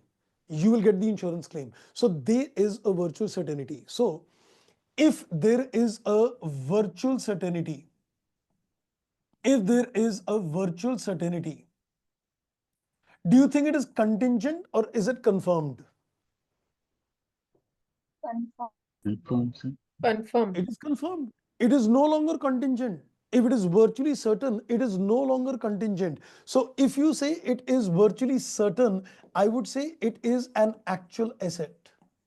It is an actual asset. It is no longer a contingent asset. The other party has already confirmed you that you will get this money. So it is not contingent. It is actual asset. So can I show it in the balance sheet? Yes, sir. It can be shown in balance sheet. There is no problem. It's an actual asset. Did you get my point? So Yes. if, for example, you filed an insurance claim, the other person says, yes, sir, we will give you this money. They send you a written confirmation that yes, this is the insurance claim, written confirmation. It is virtually certain without any doubt. For your understanding, virtual certainty exists when the percentage is 95%, at least 95%. If in the question they give you virtual certainty, you will assume a virtual certainty when the percentage is 95. So if it is 95%, is the probability is 95%. मिल जाएगा. So it is an actual asset. Okay. The other one is that it is probable. You can define me a percentage for probability. 50% of Very good. 50 or more than 50? more than 50. More It is than more 50. than 50. So when I say it is probable, it is 50% plus. And if it is probable, then it is contingent. Then it is contingent asset. So if they say that it is probable, more than 50% chance, then it is probable. If it is contingent, you can't show in the balance sheet. In this particular case, it cannot be shown in the balance sheet. It cannot be shown in the balance sheet. But can I disclose it in the notes to accounts? Yes, it can be disclosed in notes to accounts. You can disclose it in the notes to accounts because it is probable. You can only disclose it, mil jayega. But you cannot show it as an asset in the balance sheet. Only if it is virtually certain, it appears as an actual asset. Contingent assets can never ever appear in the balance sheet as an asset. They can only be disclosed provided they are probable. And if I say it is not probable, would you like to define the percentage? 50% or less. Very good. 50% It or is less. 50% or less. It is 50% or less. So in this case, you do nothing. You can't do anything. You will neither disclose in the notes and neither it can appear in the balance sheet. So there are, you can say, three kinds of asset. If the person tells me, you will be given this money, is it contingent or actual? Sure. The other party says, you will be given this money, आपको claim दे दिया जाएगा. Virtual certain. What It is actual asset. I am saying probability of getting this money more than 50. Notes. Contingent asset. Contingent asset notes. I say the probability is below 50. कुछ मत करो. Not Not probable. probable. Probable. Do nothing. अब मैं आपको एक चीज देता हूँ. When you will study the LMS ebook notes and all, you'll see some percentages given so that you don't get confused. But is this chart clear? Yes, sir. Yes, sir. Now I want to make a quick summary on percentages criteria so that there is no confusion later in life. Sir एक minute दिखाओ ना वो फिर से please. Look at it. Done. Thank you. You're welcome. Okay, now see, watch this carefully. Now I'm just making a quick summary of percentages. Please hear this very carefully so that the funda is very, very clear. There are three things in the standard. One is provision, one is contingent liability, one is contingent asset. So I want to make one thing very clear in your mind. So let me just put this as a mind map. So I'm looking at provision. I'm looking at contingent liability. And I'm looking at contingent asset. Now please vouch me as I say you things. Vouch me very carefully. I'm going to say a few things. Please vouch me carefully. When do you create a provision? When three-step model is met, say yes or no. Yes, sir. Or when the exception happens, yes or no. Yes. Yes, sir. So can I say provision will be created when we meet all three steps, correct? Yes, sir. Or we can say that you meet the concept of owner's contract, right? Either meet the three-step model or prove that it's a owner's contract. I'll create a provision. Great. Now let's talk of the other thing. When do you say it's a contingent liability? Can I say when you fail step number 1C or 2 or 3, correct? Yes, sir. Yes. When you fail step number 1C or step 2 or 3. So it will be that you fail either step 1C or you fail step 2 or you fail step 3, correct? In all these cases, it becomes contingent liability. Now, do you disclose all contingent liability? No. I think somebody asked me at the beginning and I said, I gave the answer, but I said we'll discuss later. So now the question is, do we disclose this contingent liability? I will disclose a contingent liability only if it is not remote. The contingent liability is remote when the probability of occurrence is below 5%. And it is not remote if it is 5% or more. If it is 5% or more, can you tell me up to what?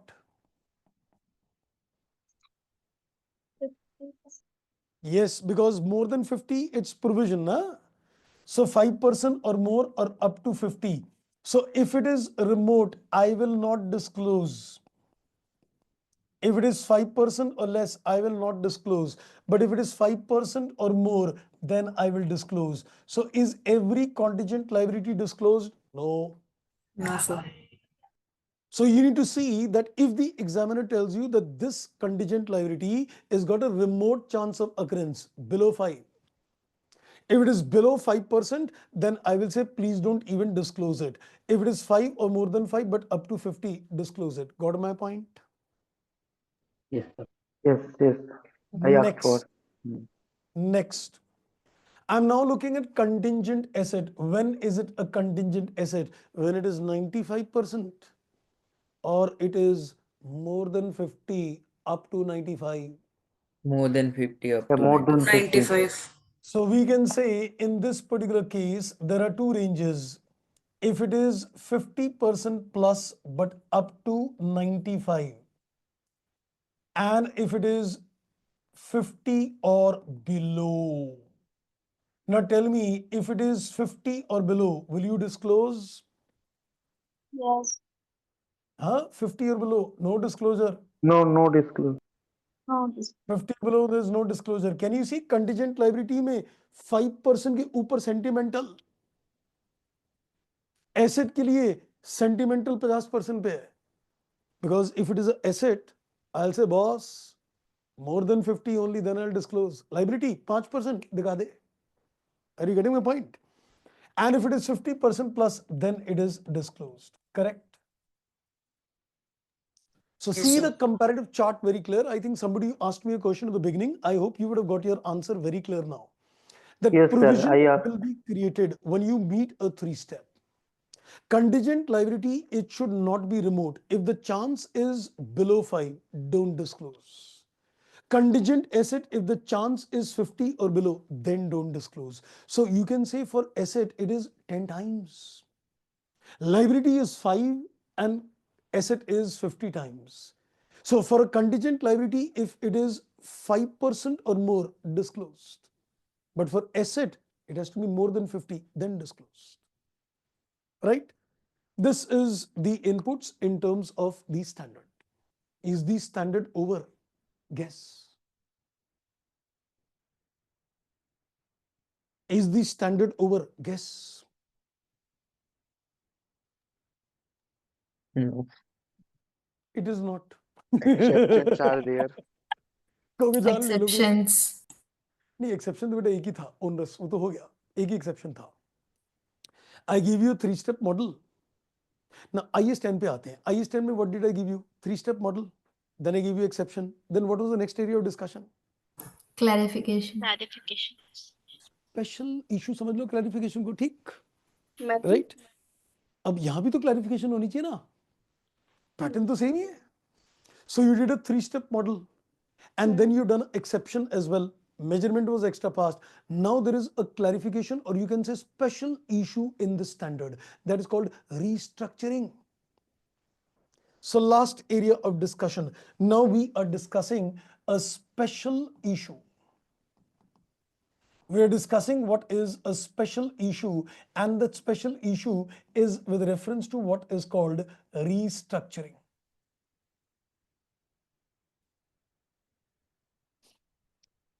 ज्यादा technical नहीं है आपको, मैं I am just going to share you something. आज आपको थोड़ा भारी भारी लग रहा होगा ना, लग रहा होगा तो बहुत ज्यादा हो गया यार. नहीं, ऐसा नहीं लग रहा ना आपको. आपकी खामोशी करिए, सब सही. हाँ जी बेटा, थोड़ा थोड़ा लग रहा है. थोड़ा थोड़ा लग रहा है, कोई बात नहीं, थोड़ा तो लगना भी चाहिए.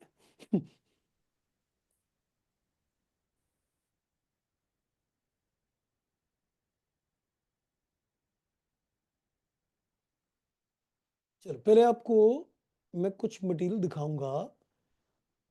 We'll just have a look at this.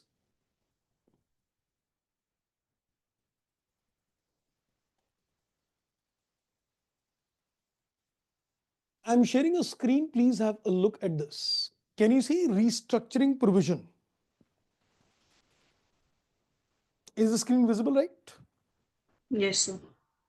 Now I'll just read something. Don't worry, we'll make the notes. It's a very simple little input. I'll just explain. Restructuring is a program that is planned and controlled by the management and materially changes either the scope of the business or the manner in which business is conducted. I'll explain in simple words. But my company is labor intensive. You understand labor intensive? Yes, sir.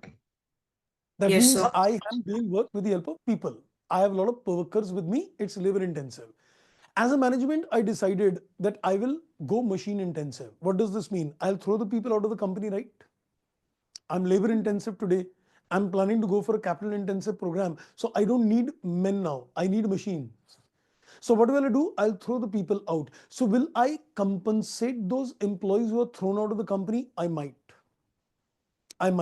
So do you think there might be a law which will tell me that you need to compensate employees if you throw them out? Generally, you will not see that there are laws which tells you to compensate.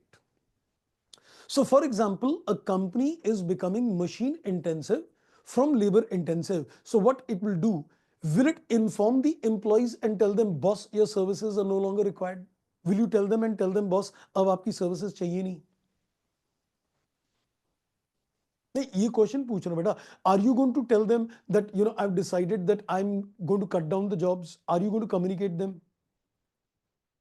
Yes. Yes. So I would say a company is required to create a provision for the compensation paid. Mind the words. I'm required to make a provision for the compensation which I'll pay to the workers only when I've got a constructive obligation. When does a constructive obligation trigger now? That I first of all accept a responsibility. I'll tell them that I am going to throw you out of the company, so I will compensate you. So is it accepting a responsibility? Yes. And they should have a valid expectation that if he's saying, he will compensate as well. But the only criteria is that you must formally communicate the employees affected. You must make a detailed plan and you must formally communicate those employees. Then I will presume that your constructive obligation has got triggered. So let's keep some parameters in mind. If I say what is restructuring, remember restructuring is changing the way in which a business is conducted. Don't worry, I'll give you the notes. It is changing the way in which a business is conducted. Give me an example of a way a business is conducted. I can basically move from a labor intensive to machine intensive concept. That is one of the examples. When does a company's When does a company liability get triggered? The liability will get triggered in a situation when a formal plan, a detailed plan has been made and it has been officially formally communicated to the affected parties. A company's constructive obligation will trigger and I am required to make a provision. Did you get the concept so far? Yes. Now the question arises that when you will measure this provision, in those particular cases, what is the amount to be taken? The standard says you will consider only expenditure which are directly related to this restructuring. So you will not consider any expenditure which is not related to restructuring. So they have given us examples in the standard that which are the items to be taken in terms of this or not. उससे पहले let's have a look at illustration 4. Let's have a look at illustration 4. Can you see in illustration 4, I am given on 14th June. Before that, let me tell you, my company is closing the books on 30th June. It says on 14th June, a decision was made by the board to close down the division. The decision was not communicated at that time to any of those people affected and no steps were taken to implement the decision. It says for the year ended 30th June. Did you formally communicate this to the affected parties before the balance sheet date? The company decided to close the division. If you're going to close the division, basically what will happen, you will have to throw out the employees in that division. But he says we never communicated them and the division was finally closed in September. Is the constructive obligation of the company triggering? No. Why? Because they never communicated this plan. Unless you communicate the detailed plan to the affected parties, your obligations cannot trigger. Did you get my point? Yes. Yes. Don't worry, I'll give you the notes later. Let's look at another illustration as well. Okay, it says a common example of contingencies. Okay, no, this is on contingency. No, this is not to be required. Okay, that's it. So I think they have not given anything else. Let me just, I think, add the notes to you. Let me just add the notes. Now you can start writing the notes for restructuring. So we will make the notes in 3 parts. We will make the notes in 3 parts as far as restructuring is concerned. On the concept number 1, we need to understand what is restructuring. The concept number 2, when does a provision for restructuring trigger? And the step number 3, what do you take into account for measurement? So let's put down 3 things. What is restructuring? Number 2, when do we create a provision? When do we create a provision for the same? And number 3, how do you measure the provision? How do you do the measurement of the provision? So we just need to have a very basic idea on this. Number 1. Now when I say what it is, I would say it is either changing the manner.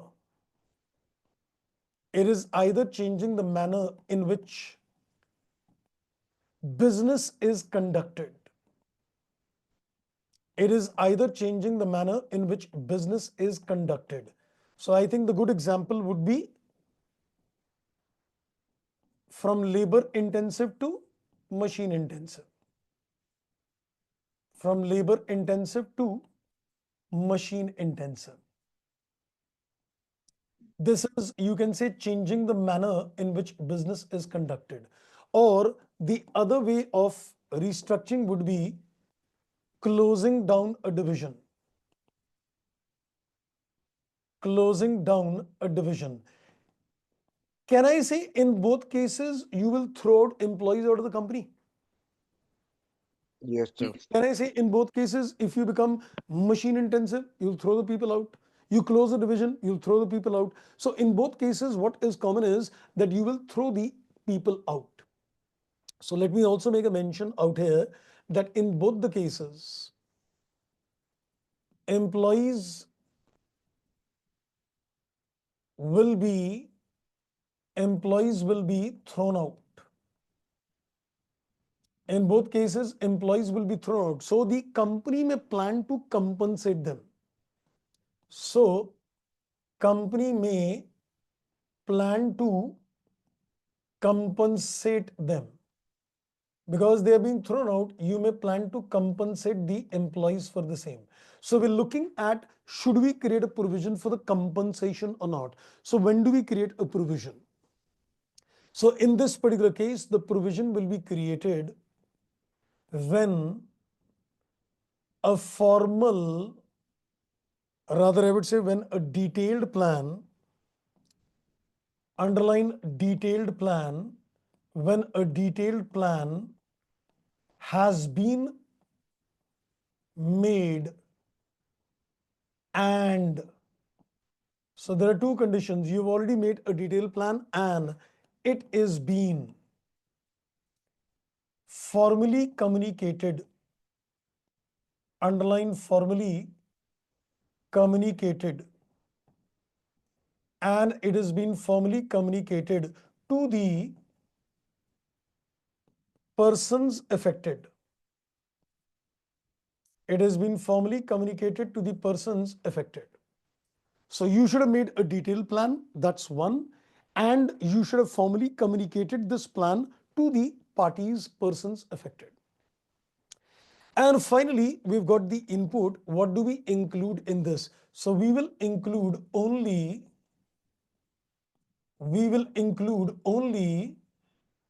directly related cost. We will include only directly related cost, and we will exclude expenditures which are not directly related. I'll give you examples also. So we will include expenditures which are directly related, but we will exclude what is not directly related.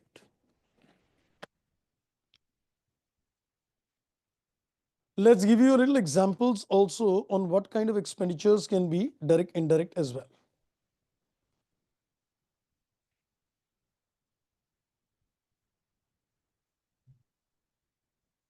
Though in FR they have not given, but if you see the MCQs and all, you might find them. So I think let's give those things to you. Sir एक minute है, इसका pick लेने दोगे please? Yeah, please. Thank you. Done. So अभी पूरा नहीं है बेटा, एक बाद में लेते. So इसके अंदर आप क्या नहीं लेंगे? So what is not taken, I'm just giving you, it could be training cost and relocating cost. If you're training new employees for the new systems, relocating them, relocating the staff, that is not taken. And if there is any kind of, you can say, expenditures on new systems, if there is any kind of expenditure on new systems, you're buying the new machineries, so any expenditure on new system, they are not taken as a part of the provision. They are separate expenditures. And you will also not consider any future operating losses. If there are any kind of future operating losses, that I've already said earlier in journal also, you're not going to take any future operating losses as well. And we will not even reduce the provision for the profit on disposal of assets. So if there is any profit on disposal of assets, do not take that into account. So these are few clarifications which you need to keep in mind. So this is like a special issue.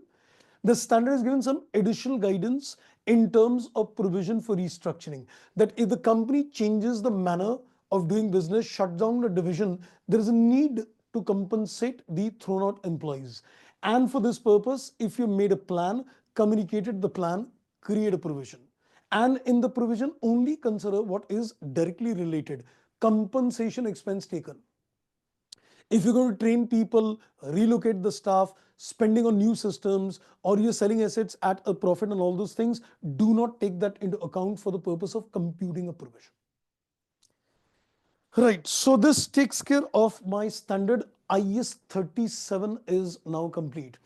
If you look at this in terms of Kaplan, I think it is chapter 15, if I'm not wrong. The chapter number 15 is comprising of IS 10 and IS 37 combo.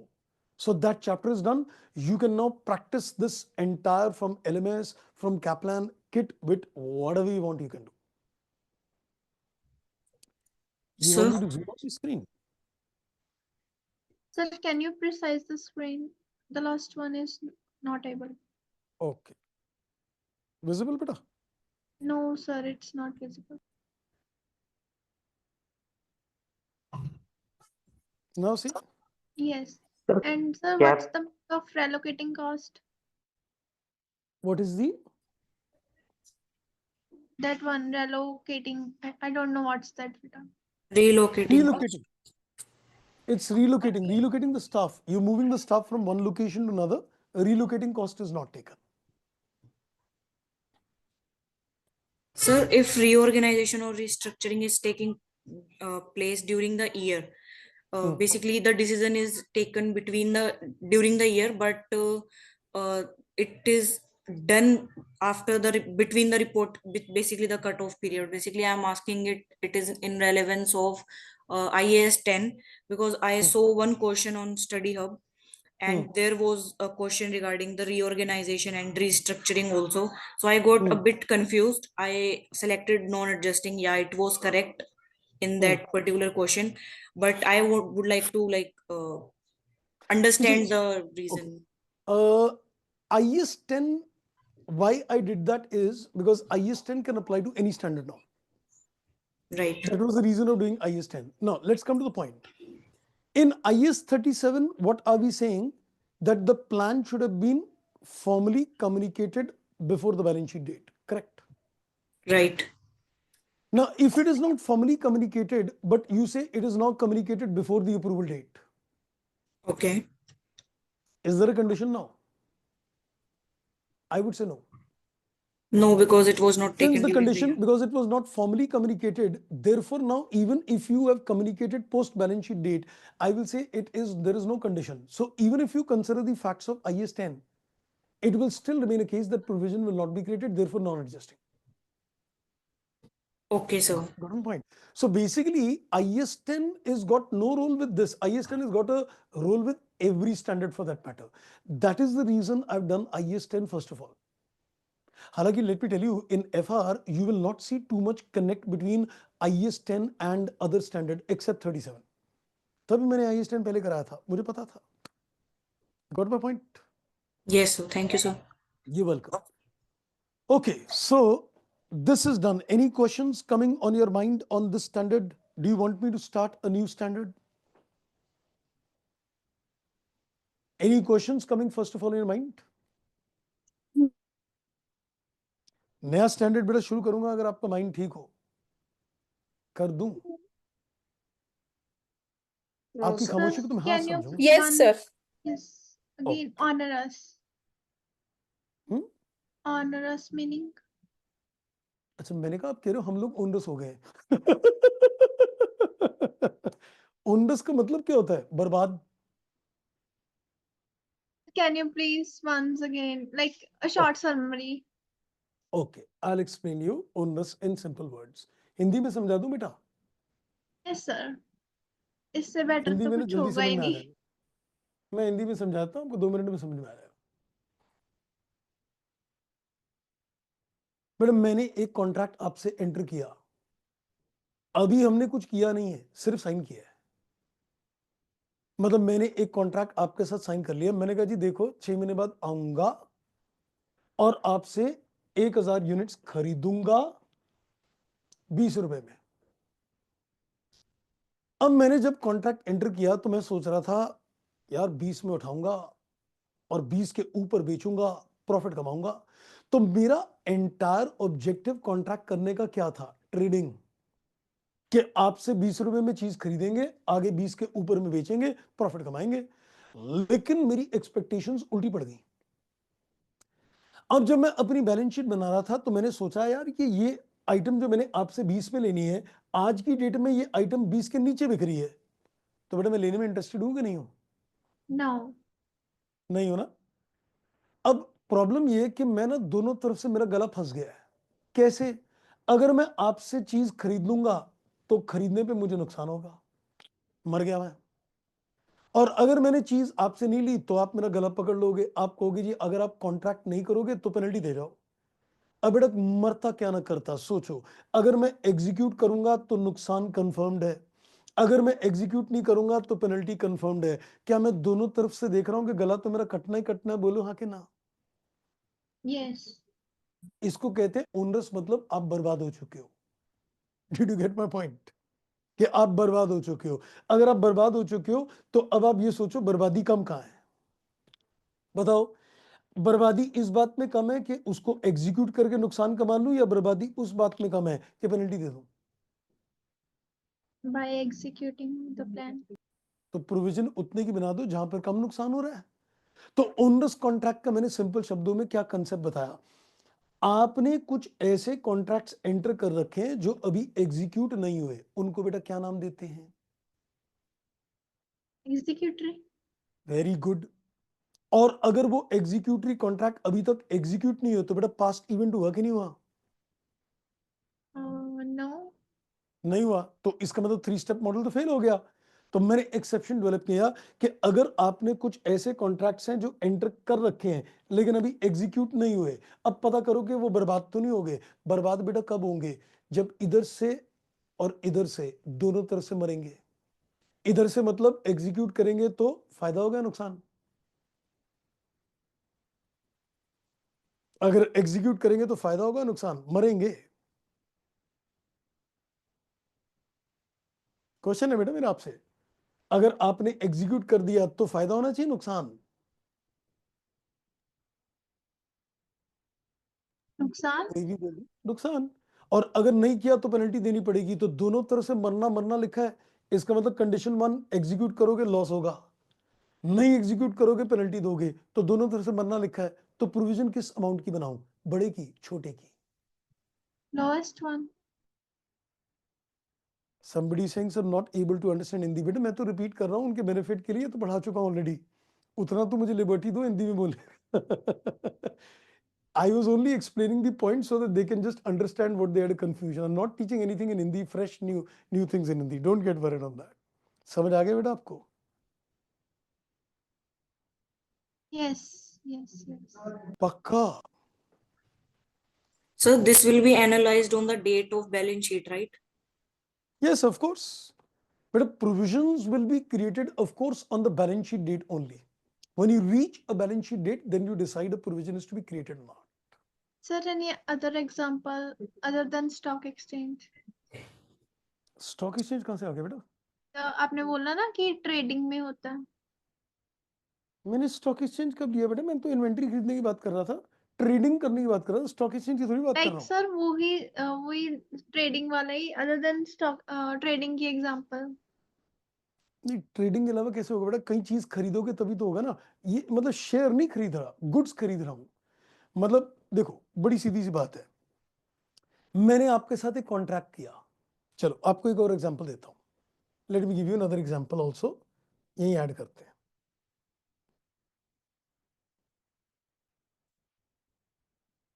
मेरी company ने एक customer के साथ एक contract किया। अब supplier के साथ नहीं कर रहा, कस्टमर के साथ कर रहा हूं। मैंने कस्टमर को कहा मैं आपको टेलीविजन बना के दूंगा। I told the customer I will manufacture a television to you, and I thought my expected cost of making the television is 20,000. So I told him that I will give it to you at a sale price of 25,000. Correct? I entered into this contract to give a delivery after 3 months. Right? Got my point? I entered into a contract with my customer. I was expecting a cost of 20.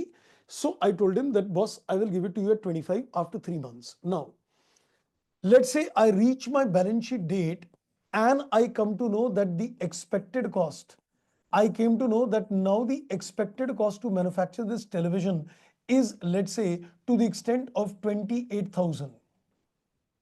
Are you expecting a loss? If you supply this television to the customer, are you expecting a loss? Yes. How much loss are you expecting if you execute? कितना loss होगा बेटा? 8,000. 8 क्यों होगा बेटा? 25 की selling price है, 8 कहाँ से Oh, आ गया? 3,000. Sorry. So we will get a loss of 3,000, correct? Now this customer told me at that date, boss, if you don't supply the television, you will have to pay me a penalty of 5,000. Can I tell the customer, sir, I will not supply it? He will say, sir, if you will not supply me, you'll have to pay me a penalty of 5,000, remember. Now tell me, if you execute, will you be at a loss? Yes. And if you don't execute, will you still be at a loss? Yes. Is it onerous in nature? Yes. How much provision will you create in the books of accounts? 3,000. Lower of the two. Go to the funda. So it Yeah, can be sir. for any contract. It can be better for any kind of contract where you're acting as a, you want to give something to the customer. I might have entered into contract. I'll give you an example, most practical example. In Delhi, when Delhi Metro was Delhi Metro was asking the people to bid for orders. People applied for the contract. They thought they might get a profit. Then after they started the contract on Delhi Metro, they realized that it's a loss-making contract. So was there expected loss on Delhi Metro? Like for example, I'm a contractor and I took Delhi Metro order. So can I say after entering the contract, was I expecting a loss? No. Correct. And Delhi government said, boss, if you will not complete the order, you will pay penalty. So are all those contractors required to say that their contracts are onerous? Because if they execute, they'll get a loss. And if they don't execute, they will have to pay penalty to the government. So do they become onerous in nature? Right? Yes. So anytime you've entered into contract where you know that if you fulfill, you'll get a loss. And if you don't fulfill, you'll pay penalty. मरना दोनों तरफ से है. आप पूरा कर दोगे तो भी मरोगे, you'll get a loss. नहीं करोगे तो पेनल्टी दोगे. मैं दोनों तरफ से थप्पड़ खाने को खड़ा हूं. तो क्या करूं? प्रोविजन बना दो जहां पर चोट कम पहुंचे. Got the point? Yes, sir. Great. Now fully clear, I guess. Sir, I have one question, sir. Yeah. So this penalty part is compulsory standard condition, sir. Yes, if there is no penalty, which means you can easily exit without paying a penalty, correct? Correct. Then in that case, why will I execute? I'll tell the person I'm not fulfilling the order. You see, for a contract to be onerous, you have to be stuck up from both sides. It's Okay. not that if you execute, you get a loss. If you don't execute, you're not going to pay penalty. I'll easily walk away, na? I'll escape. Yes, sir. The contract has to be onerous only when you know that irrespective of the course of action you take, you fulfill or you don't fulfill, you are going to suffer in either case. If you say that you fulfill, you get a loss, and if you don't fulfill, no penalty, then where is the problem? Then there is no problem, no? Then it is not onerous. So if you notice, I very clearly said there is a condition 1 and a condition 2. If you fulfill, there should be loss, and the word is and. If you don't fulfill, there should be a loss. If you make a combination loss with no penalty, it's not onerous. If you say profit with penalty, it is not onerous. The only situation when it is onerous is loss and penalty. Then only it is onerous. Got my point? Yes, sir. Thank you, sir. You're welcome. Right. So this standard is done. Considering the kind of minds people have got drained out, I don't want to start a new standard at this stage. What's your call? मुझे तो नहीं लग रहा ठीक. So which is the next standard we are aiming for? Inventory. So then we Sir, let's take a short introduction. Or sir, we can take LMS questions for the IS 37. वो So तो बेटा आप that करोगे. that could be more. मैं थोड़ी, वो तो अभी आप करोगे, मैं थोड़ी करूंगा. चलो एक काम करते हैं. Let's give you a basic introduction to the concept. Broader. मैं पढ़ा नहीं रहा. I want to give you some kind of an introduction. Let me tell you what kind of introduction I am planning. So please hear this very carefully, what I am going to give you right now. I'm not giving you the standard. I'm just creating a chain of thought. I'm just creating a chain of thought. And why I want to create this chain of thought? Because there will be a little break because tomorrow we don't have a class. So I don't want that you forget everything what I'm telling you. So let me just create a chain of thought. Now I am going to go to asset related standards. Now I will give you a chain of asset related standard. Please hear me very carefully for the next few minutes, 5 minutes. You get this, the chain is created. Now, I am now going to move to what I'm calling as asset related standards. And let me give you the chain in advance, that which standards will I cover with you, so that you are also very clear what are we going to do in the next couple of classes. I will come to IS2 that deals with inventories. After this, I will come to IS16 that deals with property, plant, equipment. I'll move in the same sequence, mind you. I'll move in the same sequence. Then I will come to IS38, that is intangible assets. Then I'll come to IS40, that is investment property. Then I will come to IS41, that is agriculture. And you have to study these standards in the same sequence only if you need to get conceptual clarity. Right now, I've taught you general standards. Now I'll be coming to asset related standard, inventory, PP, intangible, 40, 41 agriculture. Then IFRS 5, non-current assets held for sale. And then after this, you can see 6 standards. We will come to more standards as well. Like I will come to IS 36 that deals with impairment of assets. Then I will come to the next area, that is IS 23 deals with borrowing cost. Then I will come to IS 20 that deals with government grants. Now count the number of standards. I guess 9 standards, right?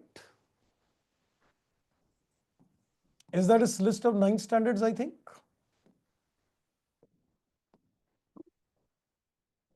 Three, 6, 3, 9?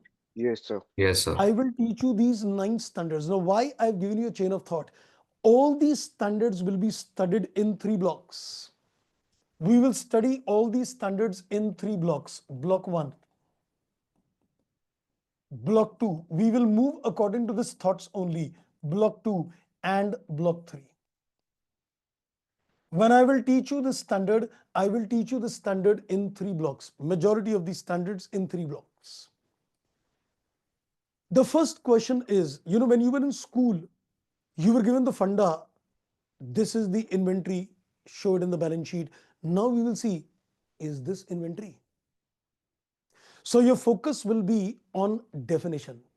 Is this inventory? So we will focus, is this inventory? Is this an intangible asset? Is this an investment property? So we will study definition. And we will study what is called recognition criteria. Can it be recognized in the balance sheet? So in block number 1, I will teach you definition plus recognition criteria. So every time I will study a asset related standard, I will give you the inputs on the definition and on the recognition parameter. So we will say, okay, is it an inventory? Does it meet the definition? Can it be recognized in the balance sheet or not? After that, you will go to measurement. What is the value at which it is to be measured? That is called measurement. And in terms of measurement, we will discuss initial measurement and every balance sheet date, that is called subsequent measurement. Are you getting my chain of thought? Definition and recognition, and then what is the value at which is to be recorded. So you need to study in a very particular sequence. Is this meeting the definition? Can it be recognized? Definition, recognition. If yes, what is the value at which it is recorded in the balance sheet? And then we will come to other aspects in block 3. Why I'm giving you this chain? Because when you study these standards in this sequence, there is so much of data to remember. So your mind needs to be very clear that, okay, this is how I need to think, so that everything can be moving in a go. In other aspects, what I will cover, I will tell you, okay, in terms of other aspect, do we consider a depreciation on this asset or not? Are we supposed to, don't get worried on what is the term, are we supposed to impair the asset or not? Do we need to do impairment of the asset or not, etc. So all these 9 standards we will be covering in 3 blocks. Every time I'll do a asset related standard, I'll say, let me first decide, is it inventory? Definition. Can it be recognized in the balance sheet? If yes, block 1 done. What is the value at which it can be shown in the balance sheet? Measurement. And do you depreciate inventory, or do you depreciate a machinery, or do you amortize an intangible assets, and impairment, etc. Bit of chain of thought, समझ में आई? Did you get the chain of thought clear? Yes. Now somebody is asking, sir, how many standards are there in FR? Hey, beta, abhi to it just started. These are the 9 asset related standard. Then we will also be coming very soon after this area. I will, take a jump and try to come to section C questions. Because as I said in the first class, because these standards will not be spending too much time also. We just need to get some fair good idea on these standards. Then I'll be coming to, section C in between. I'll do consolidation in between, just section C, where practice might be required. But before we go to that kind of questions, we need to get some larger base on these questions also. Because my time would be spent a little more in terms of section C questions, where I need to give you a larger concept of practice as well. And section C questions sometimes can be very tricky. All these standards, what we're doing right now is very simple. All section AB, even all this stuff is all section AB kind of questions. No C, no descriptive questions, all simple. So we need to be very clear, because scoring point in the exams is section A and B. If you need to pass in the paper, your first target is A and B should be so strong that out of 60, you should get 60. Rest, whatever you get, helps you to get a world rank. So your strong area is A and B. Once you get a 60 grip on that, and then you are able to, crack your section C well, it'll increase marks to get a rank as such. I want ranks. Pass to aap sab log ho jaoge. That's not an issue. You will all pass. Trust me, the kind of things we're doing in a mechanical order, if somebody of you has just practice a bit as well, I think if you were to practice on IS 10, anybody who's done that, you must have felt, the questions were not difficult at all. With the conceptual knowledge, you should have been able to easily crack. Anybody can vouch me for that? If anybody's Yes, sir. I did ACCA Yes, sir. study all Yes, questions. you would have been able to easily solve questions on all with the concept. So in any case, section A and B will not be a problem. I will ensure that everybody of you gets a full 60 on that. Section C, we need to make it strong so that we get all 90% plus. Great. So this was the introduction on the asset related standard. So tomorrow again, I'm reminding you, there will be no class. I will be seeing you on next Saturday. And we will start with these trail of standards IS2. Then I'll directly go to IS2 without giving you this background. Okay, that's all. If you've got any questions, better you can ask me. Otherwise, I think let's call it a day. Now, Sir, please practice questions on IS 10 and 37 from Zell LMS, and any other source you want to do from Kaplan Exam Kit or something, please do it. हाँ जी बेटा. Sir ये जब LMS के और ACC hub के questions हम लोग करेंगे, और if we have any query, then we will put it in the WhatsApp group that what you will prepare, correct? Yes, of course. इसलिए Okay. तो बना रहे हैं बेटा. Okay. And other thing sir, एक request है, आप जो videos upload कर रहे हो, जो recording videos है, उसके आगे अगर एक IS 10 है या IS 37 है, if you write it down there only, so in future whenever we will feel that okay, I have a query in IS 10, then I will understood okay which video I want to see again. That could be Yes, more sir. easy, sir. That will be done. If you I can do think that. because in the Excel sheet they have got a little different sequence, so that I'll change the sequence So that Please. tagging will happen. That's Yeah, not an so last time it was like lots many videos I have to open in the other exam. So if you can do that, that's more easy. Whenever anybody has any query, then they can open straight I that will video. definitely pass on, but actually, Thank video you. uploads, I don't do that. So I'll tell the team. Notes, if you would notice, I am putting very clear. I think I put very clearly IES 10. I'm doing the tagging for the class notes. Yes, that's easy for everyone, sir. That's why I'm telling. Because class notes, actually, I am uploading, so I do the tagging. Okay. Video is actually done by the team, but I'll still request them that if they can tag it, it'll be great. Thank you, sir. Sir, what is the IAS 36 and 23? IS 23 is borrowing cost, and which standard you said? 36. 36 is called impairment. Impairment. And what is this IAS 20? Government grants. Sorry, I didn't get it. Government grants. Government grants. Government grants. Okay, sir. Thank you. You're welcome. Right, so I'm going to see you in the next week. Please do your practice on all. In the meantime, those who send me a message, I'll just create a WhatsApp group. Try to send you the link, maybe by the end of the day, because I've got another session as well. So by the end of the day or maximum tonight or something, I'll send you the links on the WhatsApp group as well. Right. Right, friends. Thank you. See you in the next week. Bye-bye. Take care. Thank you. Thank you, sir. See you. Thank you, sir. Thank you. Thank you, sir. Thank you.